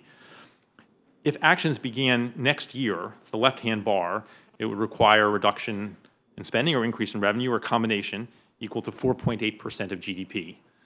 in each year then, between 2011 and 2025, you could have different patterns, but would have to end up with the same ultimate effect. If one waits to begin until 2015, then it requires changes worth 5.7% of GDP. If one waits till the end of the decade, then one was required to make changes equal to 7.9% of GDP, going from a little under 5 to almost 9%.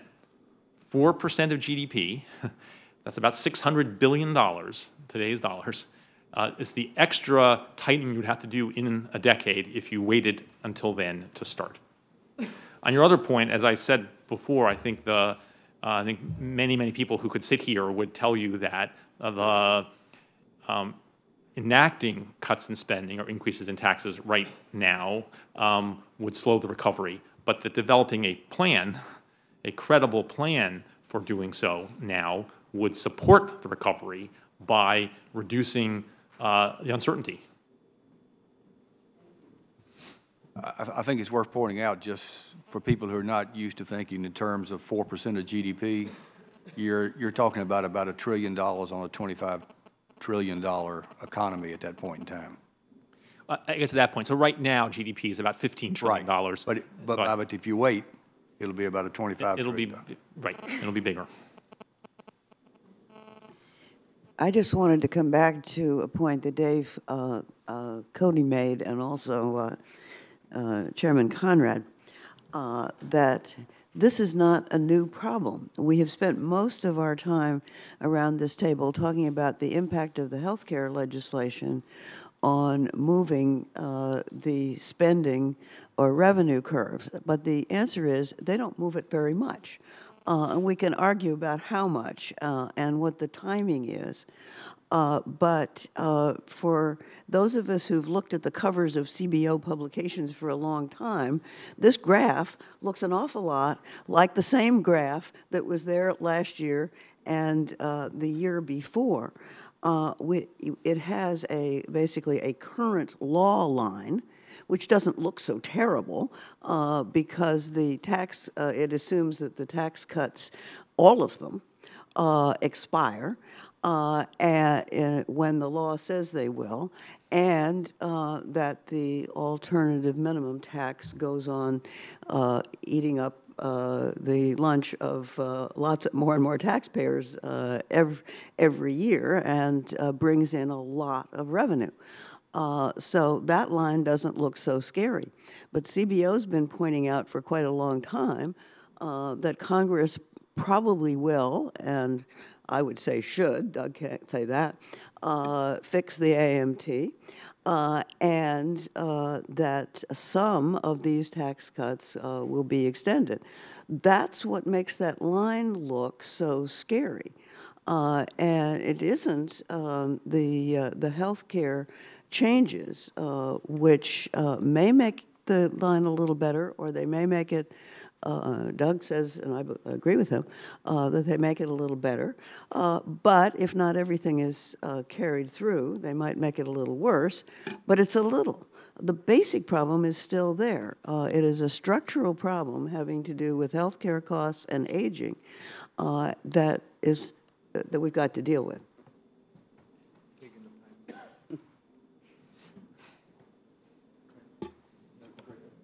Thank you very much. Dr. Elmendorf, I want to go back into some of your analysis in your alternative scenario. And by the way, I appreciate the alternative scenario. I know that this commission is not bound by any of the information that we are presented by our witnesses, but it certainly helps us to try to figure out what is the reality that we are dealing with and what the numbers do mean. And I want to go through a couple of the numbers that I understand you have included in your alternative scenario. For example, I understand that the doc fix or the SGR adjustments have been included in your alternative scenario. In other words, assuming that Congress will continue to delay or in some way fix the steep cuts to physician reimbursement. What was the assumption in the doc fix that you used? Was it a slow growth rate, or was it a holding the line stable, or what was it? We assume that payments to physicians rise with a Medicare economic index, which basically captures the costs of the inputs that physicians purchase.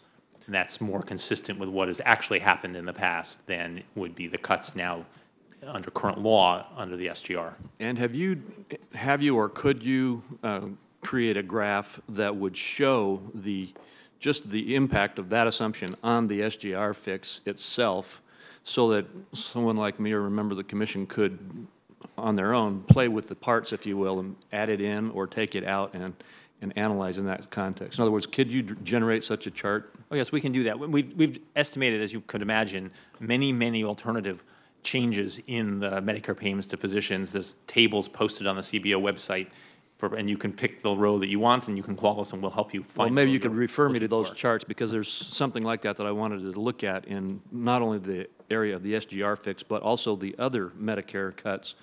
And could you, I understand there are other similar types of Medicare cuts that most people don't have any belief that Congress will allow to happen. And I assume that you've put those also in your alternative assumptions? So what the alternative scenario, fiscal scenario does is that it follows the baseline, the current law, plus the health legislation over the next decade, and then does this adjustment to the SGR. But over the next decade, the provisions enacted in the spring's health legislation to reduce payments to providers, those are included as having effect in the alternative scenario until 2020. Beyond 2020, we assume that those provisions don't have effect anymore. And are there charts that you could refer me to that would show how in 2020 and forward the actual numbers of what adjustments you are making because of those cuts? I think we can provide, yes, I think we can provide some of that detail. I don't know exactly what's done, but we can talk with you and provide whatever we can. And then similarly with the AMT patch, what kind of an AMT adjustment are you assuming in your numbers? So I believe we go back to the 2009. Of course, the AMT patch has expired. Correct. Currently, so we go back to the 2009 levels, given the patch is done to 2009, and then we increase over time the various thresholds in the AMT with inflation. Okay. And the effect of that is essentially to hold roughly constant the share of the population that would be paying the alternative minimum tax. And again, is there a chart or something you could provide that would specifically show the impact of doing or not doing that? Yes, again, certainly over the next 10 years, many of these alternatives appear in our regular outlooks. Right. So we've done a number of, the estimates of the effects of particular legislation on the tax side, of course, come from our colleagues on the staff of the Joint Tax Committee. But we can work with them to provide whatever you'd be interested in. All right, that'd be helpful. And then again, I think you've already clarified this, but with regard to the 2001 and 2003 tax cuts, your assumptions are that those tax cuts will be extended for the lower and middle class, but not for those making more than $250,000 a year? Yes, that's correct. All right, last question I have is, I'm just changing subjects for a minute here and going back. Can I just say before you go on, you don't have to look at this now, there is a chart, in fact, on page 56 of income tax revenue under the extended baseline, and then under the extended baseline, but extending the EGTRA and JEGTRA provisions you described, and then a further line showing additionally this fix to the AMT. All right, good. And the data for that are on our website already. That's the kind of thing I'm talking about, and I'd like to see the charts with the numbers behind that. Is that the Joint Committee? So again, the numbers underlying all the charts in here were posted to the CBO website at 9 o'clock this morning when the document went up. Good. Last question is, and again, back to your chart that you're showing, number 8, I think, of your charts, where you talk about the first bullet, where you talk about the lack of an intrinsic contradiction between providing additional stimulus today and then, in your words, imposing fiscal restraint several years from now. I assume when you talk about the need to impose fiscal restraint several years from now, that you are not just talking about stopping the stimulus, but that you're actually talking about somehow recapturing that spending so it does not push the economic consequences out into the out years. Is that correct? Yes, I mean, of course, the policy choices are up to the Congress, but the point I was trying to illustrate was that one can widen the deficit now and at the same time enact policy changes that would recoup that money later. But all of that would just hold you level relative to the projections I've given. If one then wants to address the problems embodied in those projections, one needs to go substantially further, of course. All right, thank you very much. Let me just ask one thing before we go to Senator Gregg, because, you know, my memory, Alice, yours is probably better than mine, going back to the 90s is not so great. but trying to think about whether the savings that have been forecast in the new health care bill will actually take effect. If I remember correctly, the savings in the 90 and 93 actions that the Congress did on Medicare actually all materialized. And I think the ones we did in 97, the vast majority did, and I think the savings have actually been more than we forecast. But I'm not positive of that. So we could, some kind of historical reference would be helpful to me. So, so a couple of thoughts in response to that question.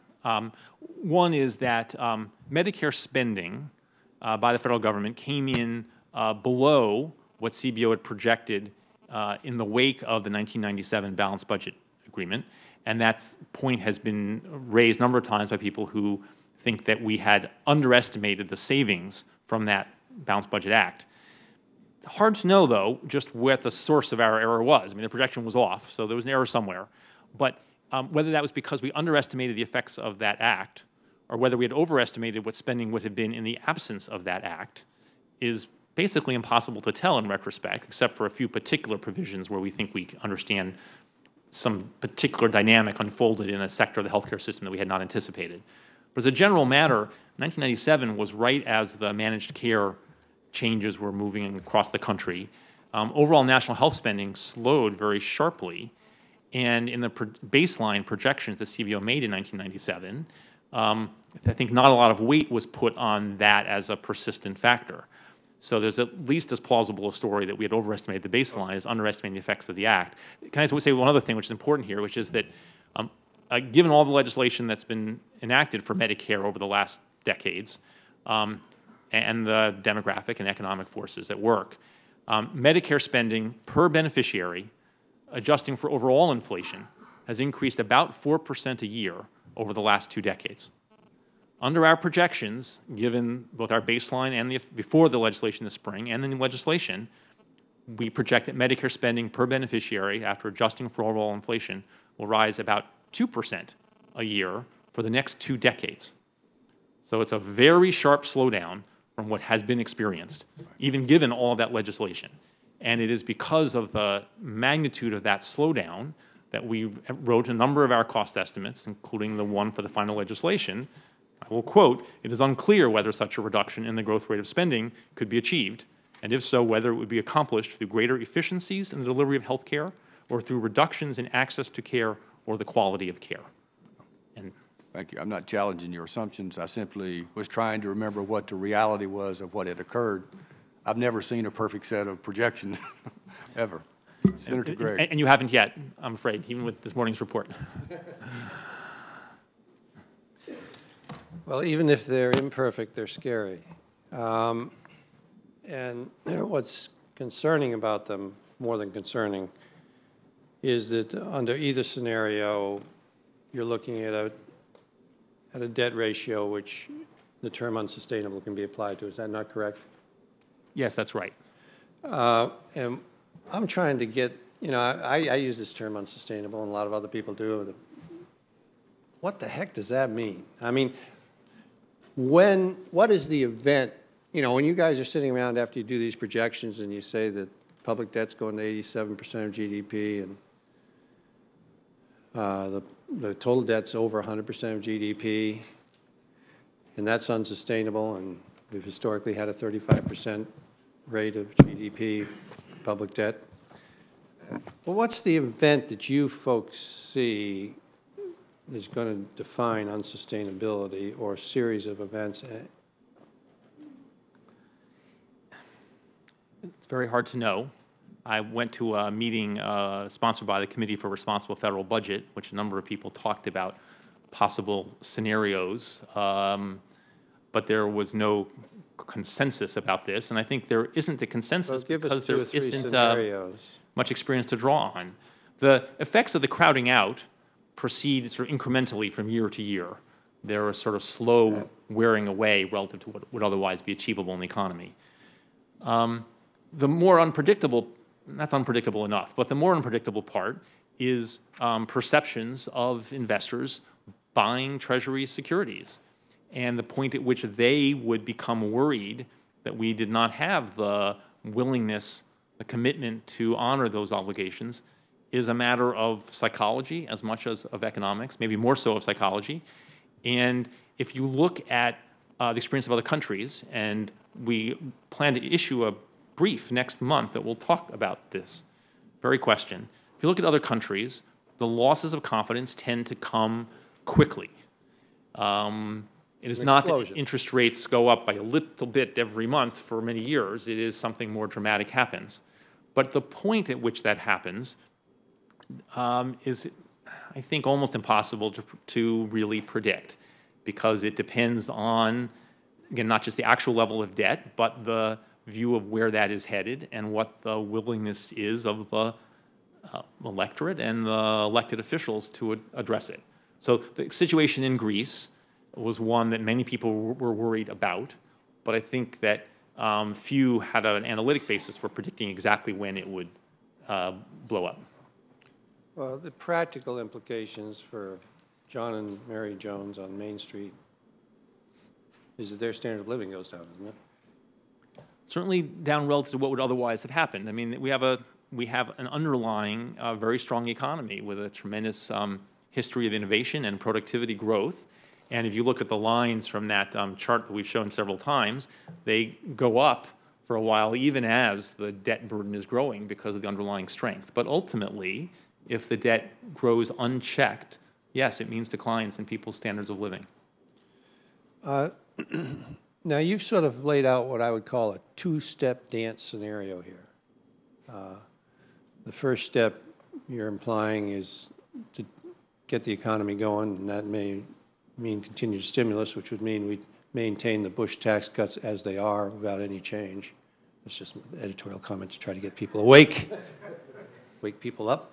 The second step is to put in place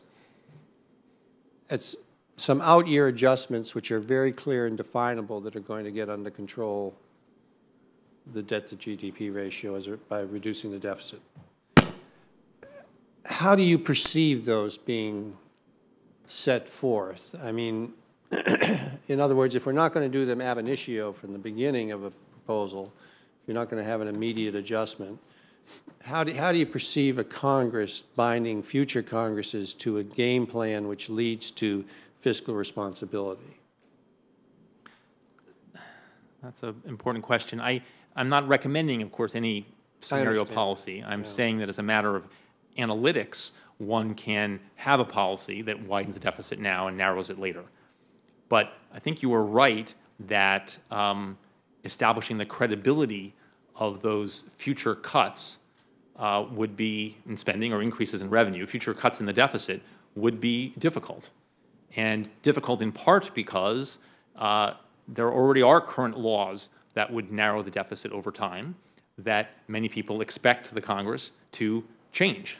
The extension of at least large parts of the 2001-2003 tax cuts, continued fixes to the alternative minimum tax, increases in Medicare payments to providers.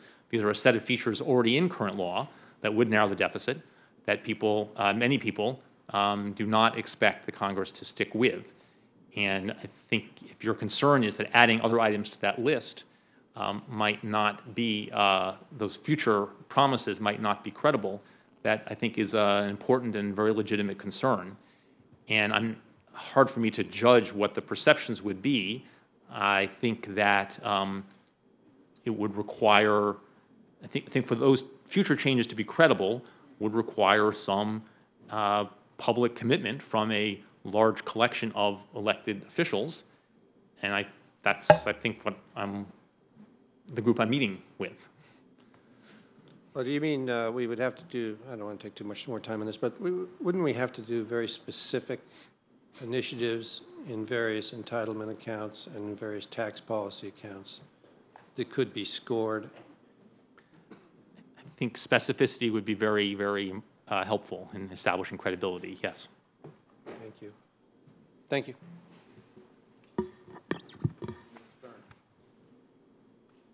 So on the, I'll hold it here. I think you said that you're presuming that we return to normal economic activity by 2012. Was that what you said? No, I'm sorry. Let me clarify that. our projection from January is that the unemployment rate gets back down in the neighborhood of 5% by 2014. We do discuss in the report the fact that tax revenue as a share of GDP we project to jump a lot in the next couple of years because of the first few years of the economic recovery, but there would not be the complete recovery. And that's part of the crucial point that we expect a slow, and we think many other analysts also expect a slow recovery. And are you concerned at all that our failure to do what you call additional fiscal stimulus today will help or hurt get to those projections in 2014? Our judgment is that further fiscal stimulus this year and next year would help the economy, what constitutes stimulus depends a lot on the specifics of the changes in policy. But if changes in policy were enacted that really were stimulative, then, and we've talked about what sorts of policies we think would fit that bill, then we think that would strengthen the recovery, that would move us back faster.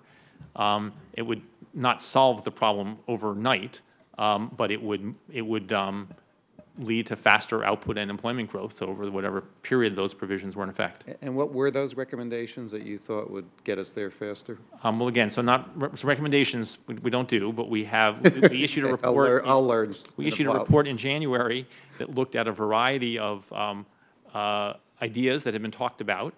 The crucial question is whether the change in taxes or extra spending leads ultimately to additional private spending. Right. And so increases in unemployment insurance benefits or other benefits directed at lower income people have, in our judgment and most forecasters' judgment, fairly high bang for the buck because people in those situations tend to spend a large share of the money they receive. Changes in taxes for higher income people generally have less bang for the buck in the short run sense, which you're asking your question, I think, because higher income people will tend to save a larger share of the money they receive. On the spending side, the crucial question is whether the spending gets done quickly. We think that money that goes to state governments, for example, will tend to be spent fairly quickly because the state governments at the moment are in tight fiscal conditions. Money that goes to for infrastructure spending, though, tends to spend out more slowly, and there's many years since Alice was running CBO of looking at these sorts of numbers and seeing how that sort of spending just takes a while to get going. So again, there's I think a very nice report from January that looks at those issues, and we can happy to talk to you more about that. My second issue is that I absolutely think the country needs a fiscal plan because you can't run anything without a fiscally responsible plan. But I'm wondering where this conventional wisdom comes that if you make a plan, the market reacts favorably to it. So you have Japan, which has very high debt to GDP ratio, which has a plan, which people said does, made a lot of sense. But we now have made plans in Europe, which doesn't seem to be making people feel very comfortable and reacting very well. So I'm wondering, and people are invested in the U.S. for all kinds of other reasons about our security and economic and political system. So why do we think that we will get, that kind of bounce in the long run simply because we have a plan? So I think there's several issues there. It's a very good question, and we discussed at our economic advisors meeting a few weeks ago the situation in Europe at some length. A number of analysts think that the austerity plan that Greece has agreed to will not work. So for many analysts, it is not credible, and that seems to be why it has not calmed fears about Greek debt. And the UK new plan? So I think I think in all these cases there are issues of credibility, as Senator Gregg raised. I think another issue that our advisors thought was important was the underlying economic nature of the country involved. In the United States, because our Treasury debt is viewed as a safe asset, when problems develop other places in the world, money tends to come here, as you noted. That means that our Treasury rates are already pretty low at the moment, and that makes it harder, in a sense, to get a direct quantitative sort of thing we could easily model in which interest rates fall by a certain number of basis points. Doesn't make it impossible, but it may be harder because at the moment, because of the flows of money that have come in. In the discussion I had with Ms. Fudge earlier, I tried to be a little vaguer, and I talked about the importance, and she talked about the importance of greater clarity. And I think, a very important aspect of recessions and early parts of tentative recoveries is a lack of confidence. Made some news yesterday when consumer confidence was reported to have fallen. But it's a much harder thing to model analytically. And so that when you talk about investors, are you talking about investors who are investing in our treasury or investors who are investing in businesses? When we say we have a plan and we're going to solve this problem of having confidence. Since our treasury is so low and people are investing, it seems like having a plan is not going to particularly change that in the short run. Yeah, so I think I mean both in different contexts. I think when we talk about the risk of a fiscal crisis in the United States, if we move along the path of the alternative fiscal scenario for many years, then I was referring, but should have been more clear, to investors in Treasury securities. I think in terms of the benefits that a credible plan might have for the short-term economic situation in the United States, then I mean generally confidence of businesses in investing and businesses in hiring and families in buying houses and spending money. One quick last question.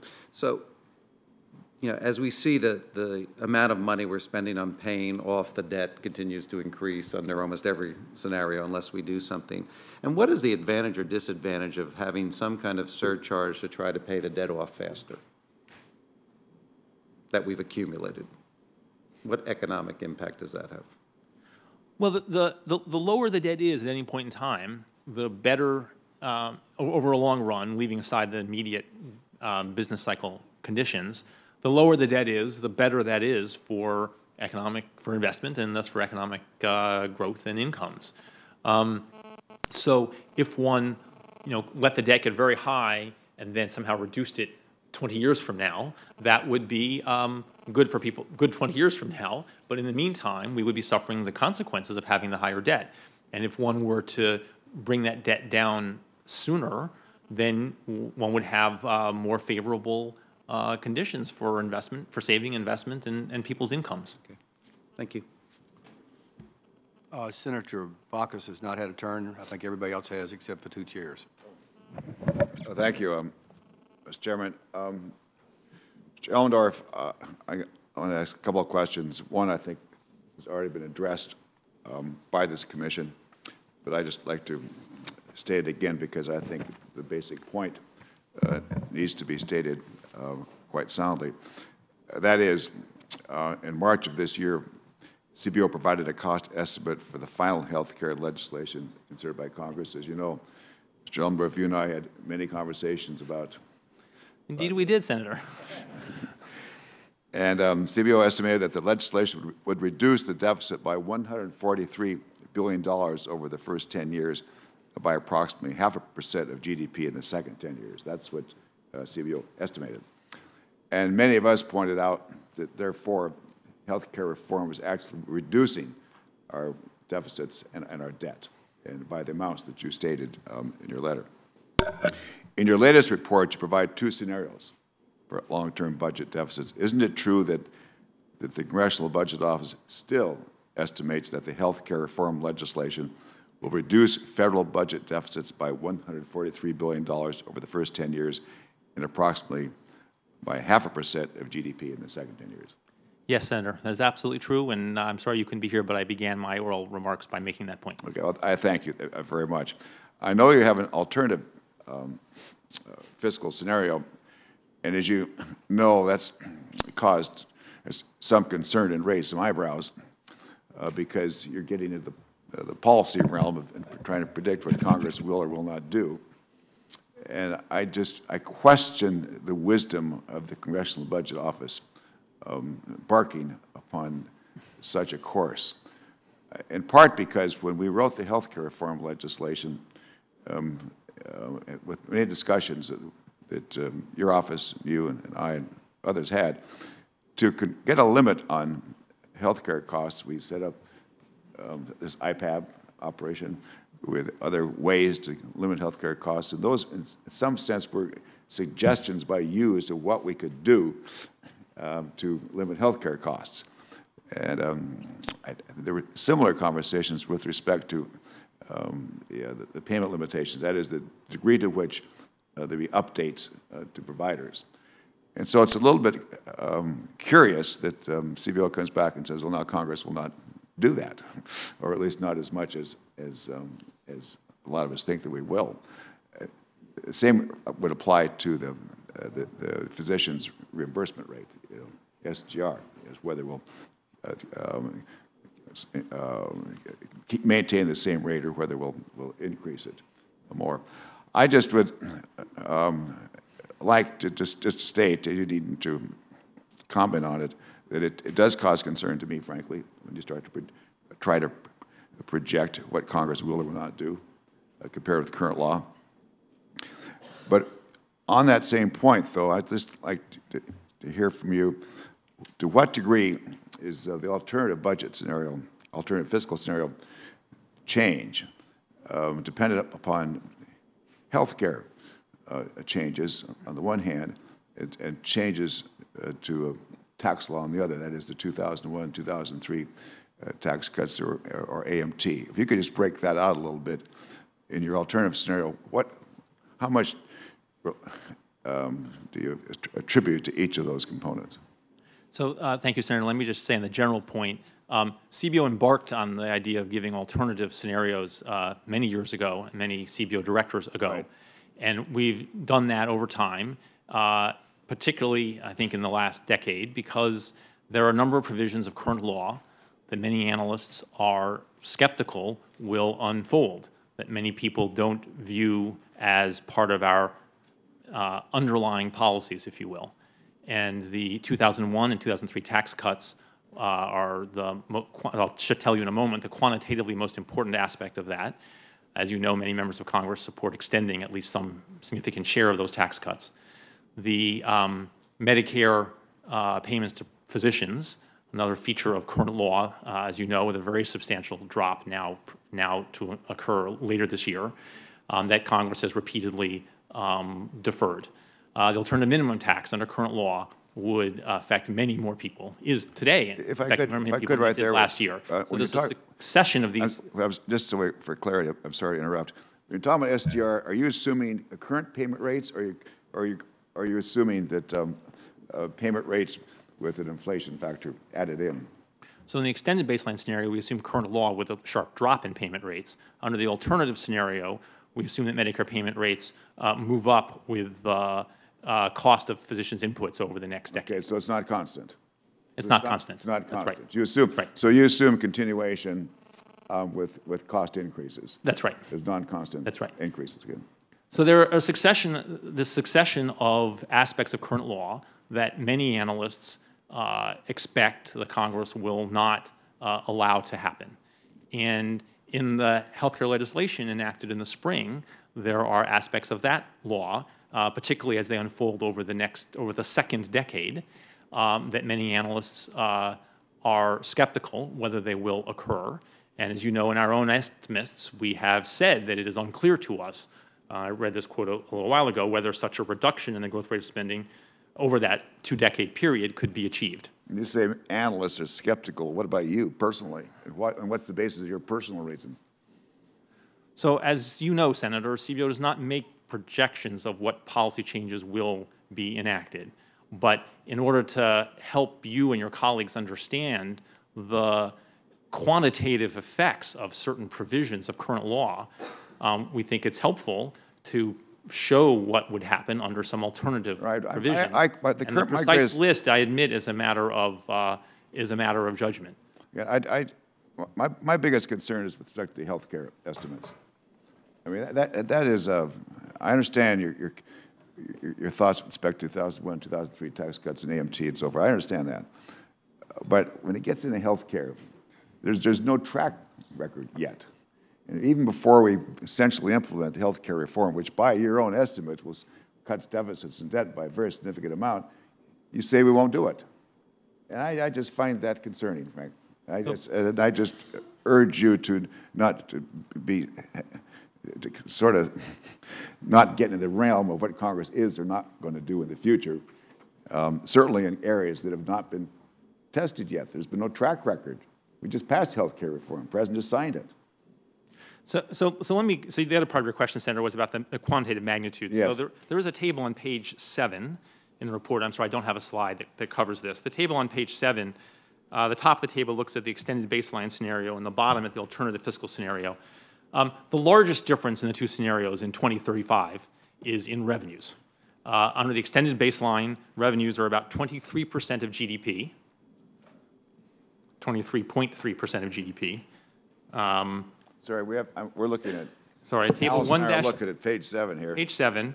So if you look at 2035, the right-hand column, yeah, the top part of the table is about the extended baseline, and the bottom part, the alternative fiscal scenario. So you can compare the numbers, and you can see what makes the biggest quantitative difference between them. So for revenues, which is midway down that block of numbers at the top, under the extended baseline scenario, we project revenues to be 23.3% of GDP in 2035.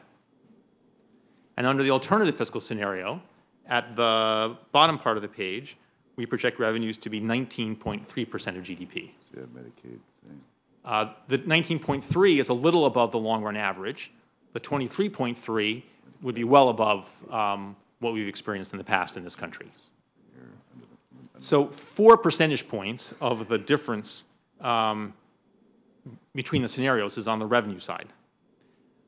The second most important factor, second most important difference is in other non-interest spending. This is everything but Social Security and the major health programs and interest payments. So you should think of national defense and some of the smaller entitlement programs and the discretionary spending. Under the extended baseline scenario, other non-interest spending is 7.8% of GDP in 2035. And if you look at the bottom bank of numbers, under the alternative scenario, it is 9.3% of GDP. Even the 9.3 is low by historical standards. The 7.8% would be the lowest share since before the Second World War. So that difference is about a percent and a half of GDP. So that's the second most important difference in the scenarios. The third most important difference is in the Medicare lines, where the difference is about 1% between the scenarios. So the different assumptions on the health side that you're concerned about, Senator, are essentially the third most important difference between the scenarios. Well, I hear you. Our challenge is to prove you wrong. Our challenge is for us in the Congress to make sure there's no backsliding, and to make sure that we maintain those cuts in health, and in fact go even farther. But our challenge is to prove you wrong. Again, I'm not rooting for either of the scenarios. I know you're not. I'm trying I know to, you're not. I'm trying to illustrate. I know you're being analytical. I'm just telling you this. You still reached a conclusion, and our challenge is to make sure that conclusion is inaccurate with respect to the health care side. I can't comment on the tax. I'm just going to comment on the health. Thank you. Thank you. Thank you, Senator. Senator Simpson. Some responsibility for taxes. Yes. Yeah. First, I really honestly believe that no member of this commission wants us to fail.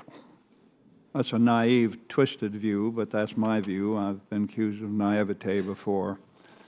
If that is true, then I'd be very sad about that. If there's any member on this group that just hopes we'll fail,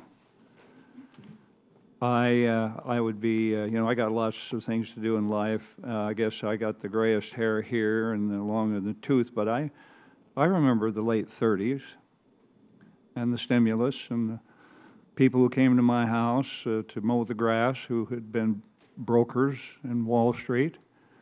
I remember that. And they cooked chow out on the railroad, and my brother and I went out there and ate with them, told stories. Then the Civilian Conservation Corps, and how they built the West and some of the monuments and the parks. And they were good people that you see now who are unemployed. But then the war came. And everything got solved by the war. Everybody just went to war. And we came out of that. So I happen to remember that. I was 14 when the war ended. And the joy of that, and then the great days that came after that, and the great successes. But remember that there are so many persons in this country and so many groups that want us to fail. They really do. They say, if you will just let us alone, we just get out of our hair, because we will solve this terrible problem, but not right now. I mean, I've been around the horn here. I came in '79. Max and I came here together. We will solve this problem. These are great groups, and we know how to do it, but not right now. Now, if we're going to work through the myths and the misconceptions and the distortions, and as one president said, the plain damn lies, I forget what president, I think it was Harry, I'm going to say one. Some groups seem to bring up Ronald Reagan. We'll hear those this afternoon with the deserved reference, which is very appropriate. In the words memorialized in a vice presidential debate, I knew Ronald Reagan. They are not Ronald Reagan knowers. In his diary book, I'm proudly mentioned many times, he was a dear friend and a total realist as to politics. I didn't come to this commission to raise taxes. That's the myth, but I'll tell you, they've got to be on the table, and they are. So I get my share of crap on that one. But let's just disengage ourselves from the myth that Ronald Reagan never raised taxes. He did. And here are four big ones. So we hope this will clear the air for some of the groups today. In 1982, the Tax Equity and Fiscal Responsibility Act. That rolled back about a third of his 81 tax cuts, raised corporate tax rates, and to a lesser extent, income tax rates. Raised taxes by almost 1% of GDP, which at that time was the largest percentage of peacetime increase ever. 1982 gas tax increase. The 1983 Greenspan Commission, we know so well, Alice remembers, we all raised payroll taxes. For low and middle income households, this raised their taxes to higher than they were before Reagan's 81 tax cuts. Then there was the 1984 deficit reduction tax. Those are the big four. Then there was the Railroad Retirement Revenue Act, Consolidated Omnibus Budget of 85, 87, Continuing Resolution, Omnibus Budget Reconciliation Act of 87, that was $8.6 billion. So there were a lot of them. Just thought I'd throw that in, so we go. The frustration level of the senators, at least that's my body, of Max and Kent and Greg and Crapel and Coburn must be seriously sky high, the frustration level. All of them in one way or another worked hard to get a legislative panel to do this charming labor that we are engrossed in. Now, our real task is, what the hell do we do to get the country back on track, a sustainable track? Now, that's what we're here for. We're not here to please the groups. I know all the groups. They're wonderful people, and they're staffed by wonderful people. But we're not here to please the groups. We're here to encourage and give some kind of sustenance and faith to our fellow Americans that we were able to gather 18 citizens and come up with something that looks like common sense, even though painful. I was here 18 years, saw very few projections ever come to pass, and never saw Congress really take a hard vote that they push down the line 10 years. They won't do it, because 10 years down the line, their constituents say, you do that, pal, and you will no longer worship the God of re-election. You'll be bounced out of here on your fanny. And they won't do it. I remember we set up bills that said in 10, 15 years, there will be an up or down vote on this issue. And they could even duck those babies. And Kent remembers, I think, yes, The nuclear repository. Oh, we won't go into that. I know Harry's listening. Harry, relax, Harry. Well, as long as you're there, we'll never see it there. No, enough of that. Now, I'm almost through here, and Harry's been very helpful with us on this.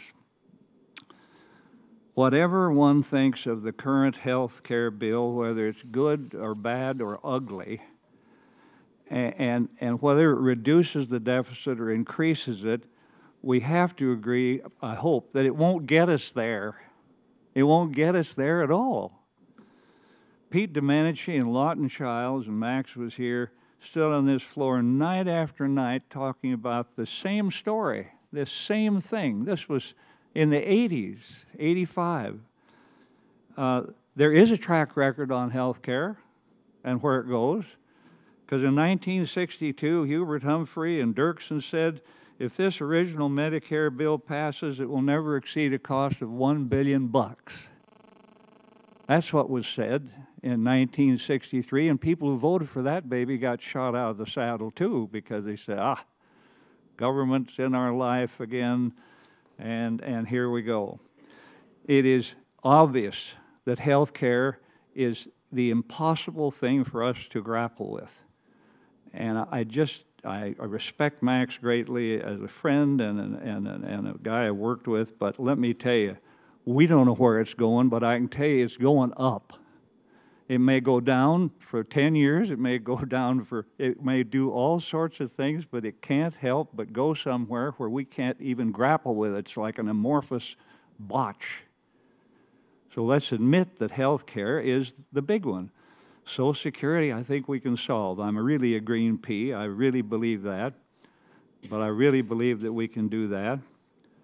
But I think if we torture statistics long enough, eventually they'll confess. And I think that if that's the dance on the head of the pin, we're never going to make it. And I won't care, but I'll stay here. We'll stay here today. I'll stay here as long. I appreciate your sticking around. Don't leave. But for heaven's sakes, let's get our focus on where we are 20 or 30 years out. Where is sustainability? Where is solvency?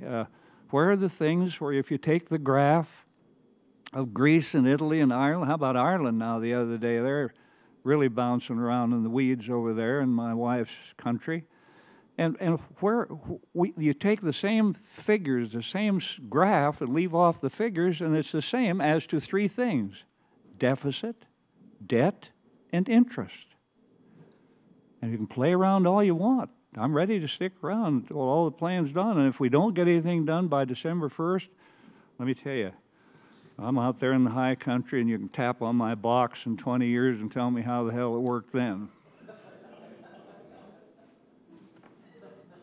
I do have the best partner in the world.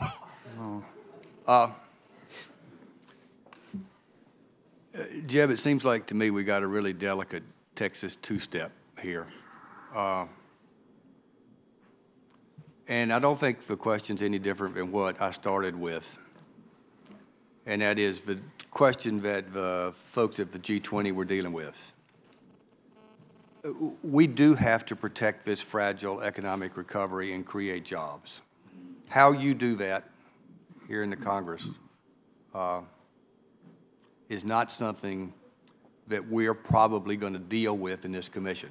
Some of you will want to do, as Senator Gregg said, extend the Bush tax cuts. Some will want to do, as Senator Durbin said, go straight to the unemployed. And others will probably just want to let the stimulus that's already there take effect, because some of it is more long-term, investing in infrastructure, and it probably hasn't taken full effect yet. The question to me is, when do we switch from stimulus to protect the economy and create jobs, and when do we go to the steps we have to take, or in the long run, the private sector is going to be crowded out of a market, there is going to be no capital to create jobs, and there's not going to be any money for America to invest in those areas we have to invest in a knowledge-based global economy if we're going to be competitive. Things like education and training and infrastructure and innovation and alternative energy. So that to me is the question. What we have to deal with in this commission is what do we do on the second part of this? How do we get there? And I want to believe that the more specific we are, the better the chances of what we're doing really matter. I understand the importance of caps and triggers as ways to get to the promised land. But I'd like to see us deal with real solutions. In listening to you all, I have some principles that are really important to me, and some of them are like motherhood and apple pie. I do want to first truly protect the truly disadvantaged, whatever we do. And I haven't heard a single Republican or Democrat disagree with that. You know, I do want to make those smart investments we have to make while we become more fiscally responsible. I do want to make sure that America is safe and secure, but I personally am not crazy about being the world's policeman, nor do I think we can afford to be. I do think we have to reform the tax code. And from my viewpoint, the greatest contribution we could make to that is to work to simplify it, to broaden the base, and to make it so that America is more competitive in a knowledge-based global economy. To do that, I hope we will deal with the tax gap, and I particularly hope we will focus as a group specifically on some things that will be very tough for you all, but that is to eliminate or sharply curtail some of these tax expenditures, which I truly think are just spending by a different name, and spending for that in general is less effective than it otherwise might be. And that's half of a revenue that's currently coming into the country almost. I hope we will establish caps that will keep revenue, and it's no magic in the number I'm going to say, but I don't want to see revenue as a percent of GDP be much higher than 21%. We've balanced the budget 6 times at that level. And at the same time, I think we ought to work to make the tough choices to bring spending down to the same level, to about 21% of GDP. And to do that, we do have to make tough choices, as Kent said. None of this is going to be easy. We are going to have to really reduce discretionary spending. There's no way around it. And I think we ought to be very specific as to how we address that. We are going to have to reform the entitlements. And it's not just the entitlements, it's all the mandatory spending. Because you only put up Social Security and Medicare, but there's other mandatory spending that's a big amount of what we're looking at. I think as we do that, I have to go back to my first point, we have to protect what we do for the truly disadvantaged, the disabled, and the very elderly. And we should work to extend the solvency of Social Security for 75 years. On the question of health care, I think what we've done to address access is really important. And Max, I think you got all of the cost that was out there to get right now. And I think you can be darn proud of that. And, but we have to find more cost reduction in health care or it will just consume the budget. It has to happen sometime. And if we don't address it today, it's simply going to get worse down the road. I thought what the Brits did was pretty interesting, where they had about 75% of their deficit reduction in spending and 25% roughly in revenue, whether it's 2/3, 1/3, or whether some people think it should be 0 on the tax side. We still have to discuss it. We have to get there because the numbers doing it on either way simply to me to be realistically a step too far. But we ought to talk about that. Again, I think none of the recommendations should take place, in my opinion, on the timing viewpoint prior to fiscal 2012, because I think the economic recovery is too fragile. But I do hope by 2012, the plan we put forward can be put into law. As it relates, Andy, to your question about, you know, how does a plan make a difference? You know, I've spent my life looking at economic plans, and most of them are a hockey stick, and that's the reason most forecasts are ignored. We have to put forth a realistic plan, and if you put forth a realistic plan, people will believe it, and it will have a positive effect on the markets. I think we have proof of that in what we did in 1997. So we have to have a realistic plan, and for that plan to be realistic, we have to be as specific as we possibly can.